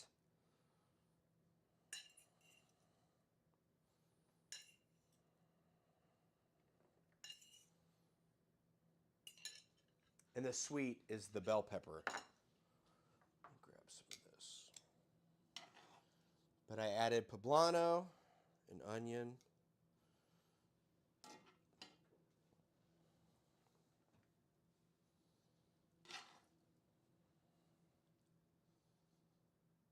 Yeah, we're going to make a real fucking sandwich out of this. Let's go. All right. And then we're going to... I got little ramekins over here. So what you can do, you either ask for it dry, where you pull the meat out of the dredge, because it's supposed to be heated up in there, and then you put it on, or you can ask for it wet, which is standard, where they add extra to the sandwich, just onto the sandwich. Or you can ask for it dipped, where they dip the whole sandwich into the consomme. What's up? Oh, jardinere. It's like a pickled cauliflower, carrot, celery, and some peppers and stuff. So you either get the sandwich hot or sweet or both, right? The hot is the jardinere. It's supposed to be like a spicy, pickly relish. And the sweet is the bell peppers. So we have it wet now, right? This is a wet Italian beef sandwich. I'd say this is a pretty, if not authentic, it's a pretty legit Italian beef sandwich. Drenched or dipped they would dip it in this consomme. I'm just going to put the consomme on the side. And should I put this on a plate, or should I just do it right here? I'm listening to classical music right now, and it's like in a way where it's like beckoning me towards the sandwich. This is like a fucking. Yeah? What? Huh? Pose with the sandwich? Producer is telling me to do a photo op. Yeah? Okay. I don't even know if I can take a bite of this thing. This is so fucking crazy.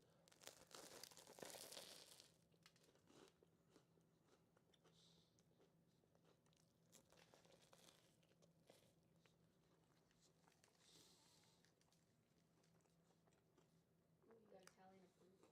Yeah? Italian approval? 20% Italian approval. All right. You're just missing the gold jewelry and an open shirt.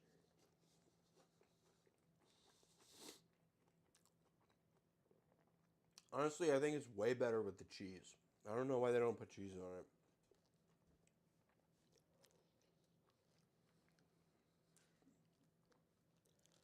Look at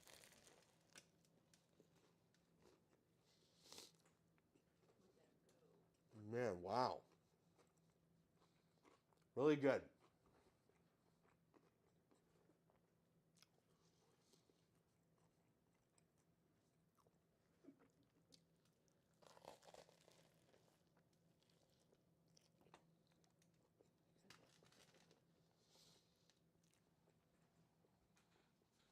Got some comments.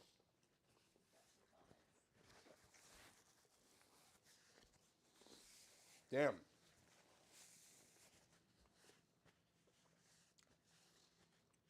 That's a real fucking sandwich.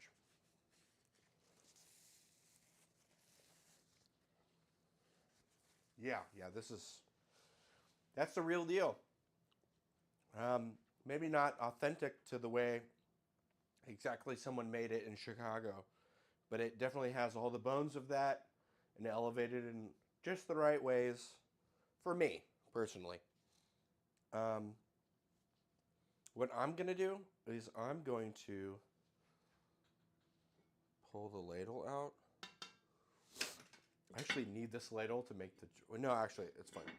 I got it. But I'm going to return this to 375, and I think this needs to cook for another hour or so. Just for later. Hey, we're already at 375. Wonderful. Well, hey, we actually got to eat the sandwich on stream. Sometimes that doesn't happen. And it's a little sad. But hey, this time, fuck yeah. You gotta say, I'm walking here. Yeah, it's funny. People from the Northeast also don't pronounce their H's. Yeah, I'm walking here.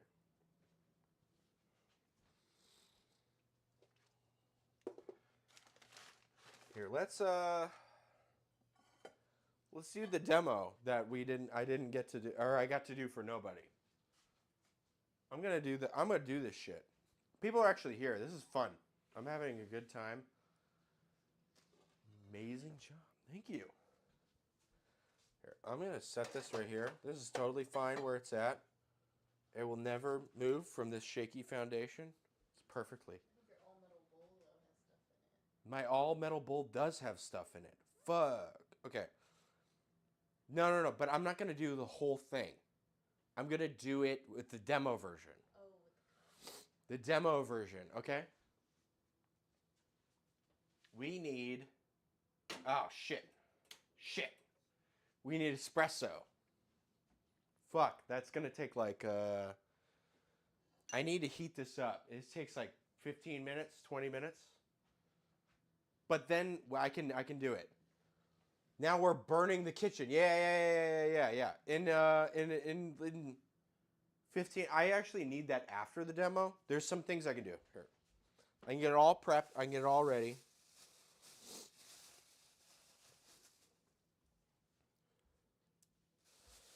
There's actually some strangely specific and extensive prep. But like nothing that takes a long time, just weird things that you have to do.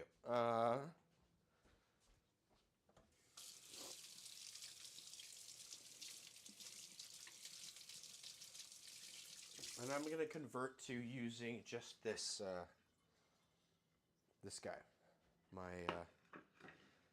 I saved this one, this cutting board, just for bar time activities. And so when I move it forward, we're doing a bar time activity. All right. I'm going to wash this too. We want the whole peel. Oh, wait, you know what? Actually, I messed up. That's not what we want. We want the whole peel of this lemon. All in one peel.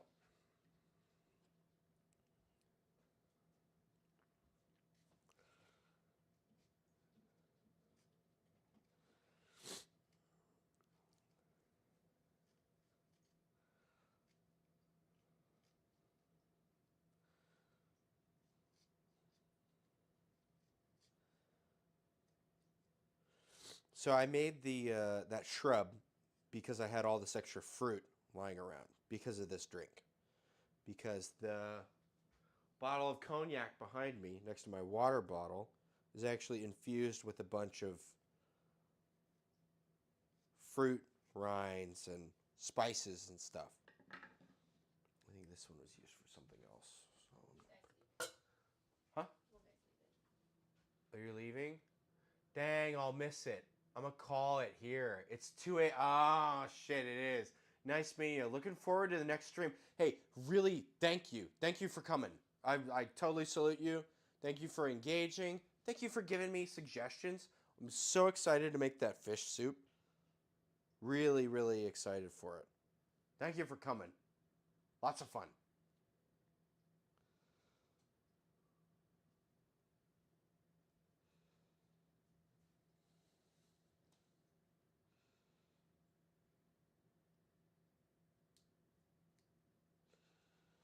The problem is sometimes when you cut out, it wants to like, there we go. We want to peel it. We don't want it to come away with it. And we want to try and make sure it's all in one piece, because if it's not, it kind of fucks up the whole thing. So you have to be really careful. In the full, this is normally a group drink, and so it's for a bunch of people. And so normally I use an orange instead of a lemon. But this works too. It works just as well. Thank you, everybody, for coming. This is so much fun.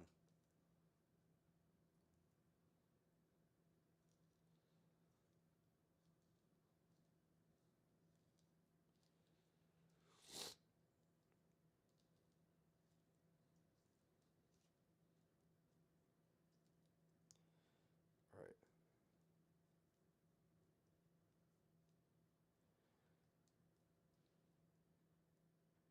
All right.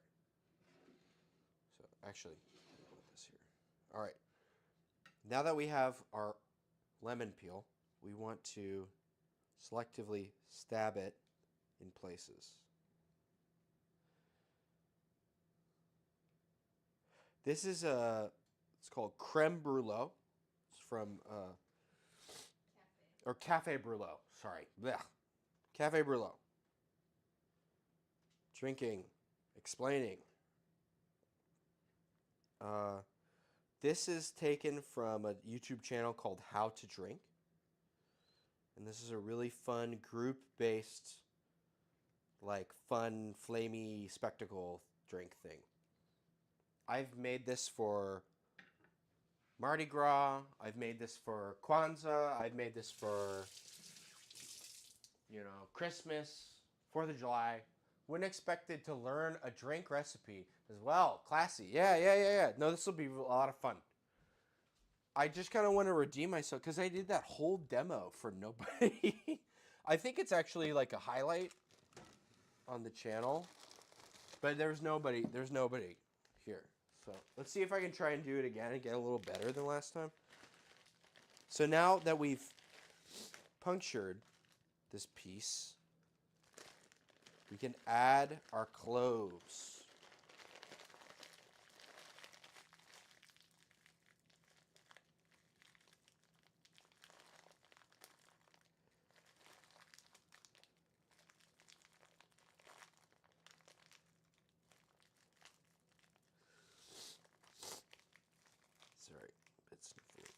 that sandwich got me fucked up. All right. That's probably enough cloves. The cloves are part of the, like, more of the spectacle than the flavor, but they do help the flavor. There's also clove in the infusion.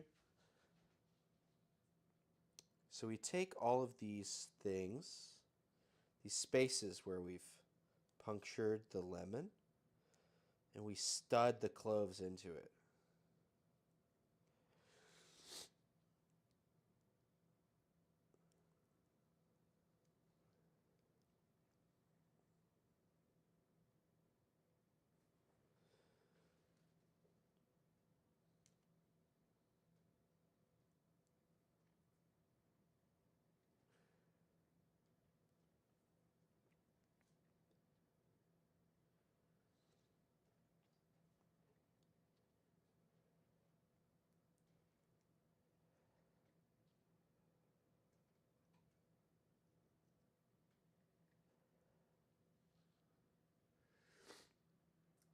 Cheap. Oh no, shit. That's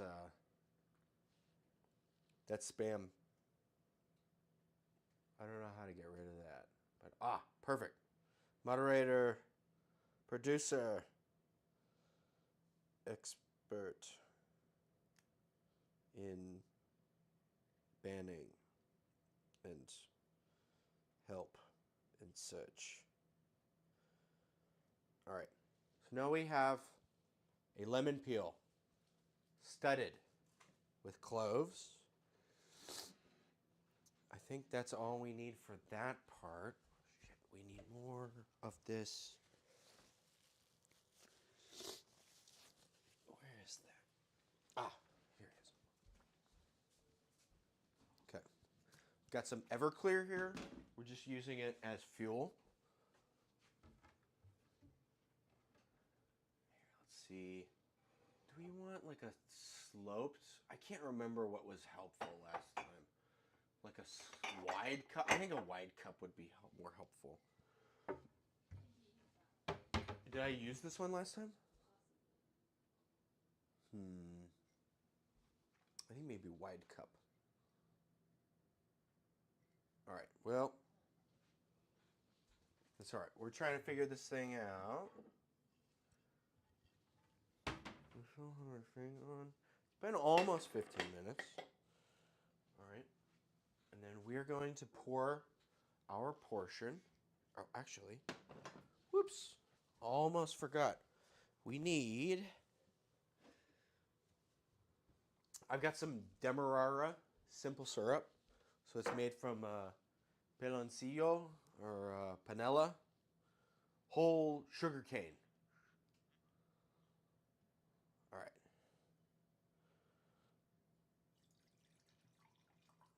Let's add a healthy pour of this, and we'll add, you know what, we'll just pour it over here. All right. You can kind of see what's going to happen here, right? I have some really tense classical music. Bum, bum, bum, bum, bum. Yeah, okay. And we've got our simple syrup. Let me grab a lighter. Yeah? Is that going to light, or does it work? Or is it one of the ones that's dumb? Or do you use the small one? The butane? Or do you use the butane? Right, no, that's fine. This works. What? I think it'll work. Okay, that's fine. We have flames. Okay, all we need left is some espresso. Hey, and the light turned off, which means the boiler is up to temperature. All right, let's do it. Let's grab a shot here. Let's see.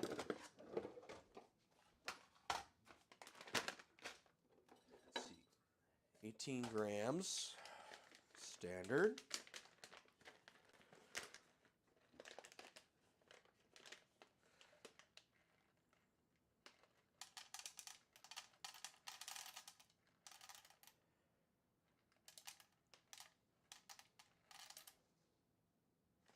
.1. That's perfect.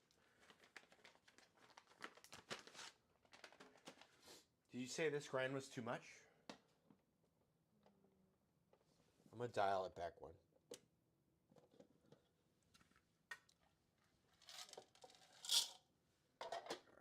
We're just grinding our beans as you do.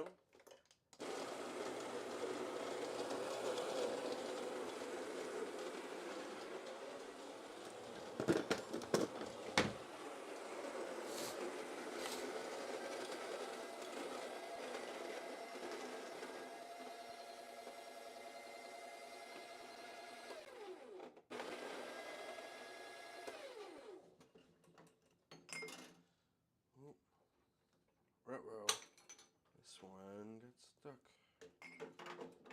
All right.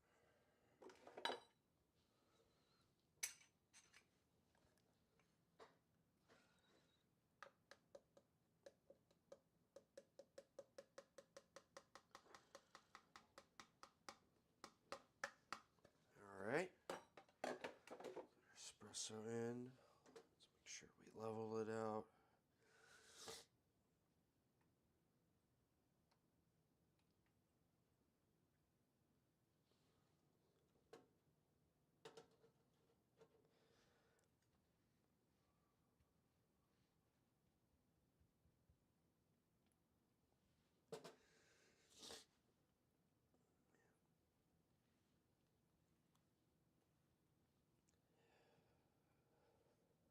All right.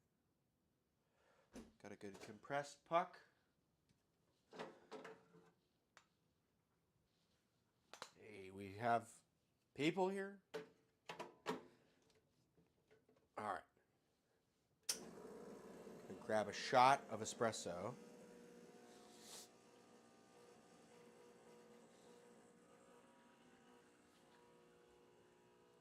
In the meantime, we should be able to kill the lights.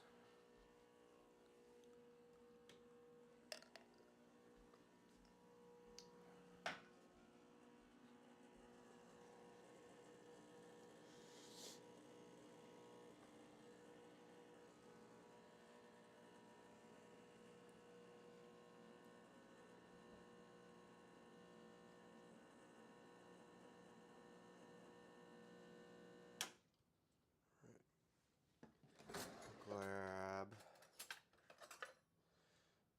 Need a fork and a spoon. We're gonna grab a big spoon. A spoon would be helpful. All right. We have our espresso. Let's kill even more lights. How about that? Look, no, the camera adjusts the light pretty well, actually. All right. Can y'all see me? Yeah, you're fine. All right. Cool. Sorry, I'm just so proud of this demo. Actually, I figured out how to do this. On the side. Here. Okay. And so we are going to light our fuel. Yeah? Cool. So we have all this flaming alcohol. And we have all of our stuff. So we're going to pour the flaming alcohol down our into our cup. We're going to cook all the oil of the lemon with our alcohol and burn. You can see it's cooking and burning.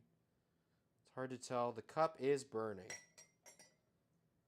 The alcohol inside is on fire. You can always grab a little more. Okay.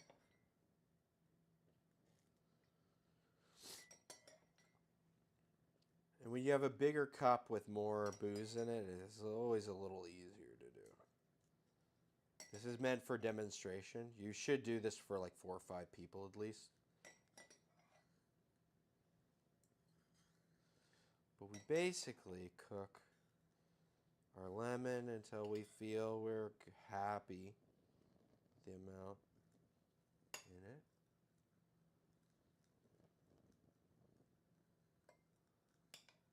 A lot more fire? Yeah, yeah. Well, normally you have like a longer fork and a longer spoon because you have a bigger thing and then you feel a little more happy about it. But I am really holding this on the end of this fork because it is hot. This fork is hot. Spoon's moving around, so the spoon's not so hot.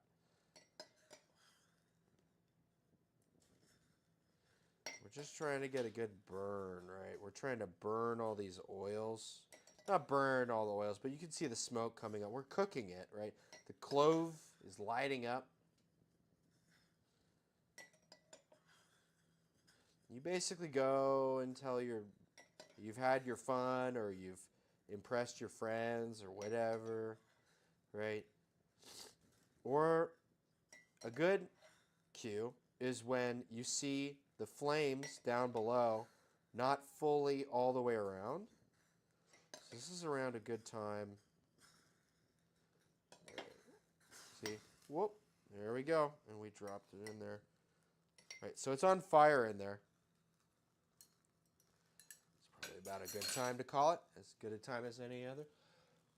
Right, so the flames are out on the bottom, but the flames are still on in here, right? So we can lower the proof with some coffee. We can lower the proof further with a little bit of sugar. And we can flavor our drink. This is what they serve for Mardi Gras in New Orleans. This is a traditional drink they've made for a long time, Cafe Brûlot. And I did this demo a couple weeks ago. I can't even hold this. It's too hot. Here, I got an idea. But yeah, I couldn't even. I did this demo a couple weeks ago, and I did it for nobody. So it's like on this channel. I think it might be a highlight or something. But anyways. Coffee is coffee.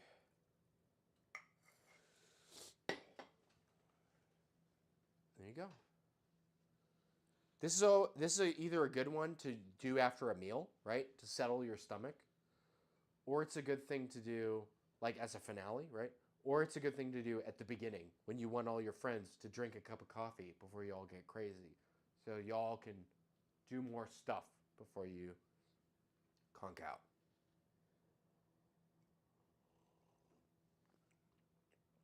Ooh, yeah. Really good. That extra, I think I cooked the lemon a little extra. It's coming through really nicely. But yeah, Cafe Brûlot, burned coffee. Anyways, I think this is about the end of the stream. I hope you found what you're looking for. I hope you found something to come back to. I thank you so much.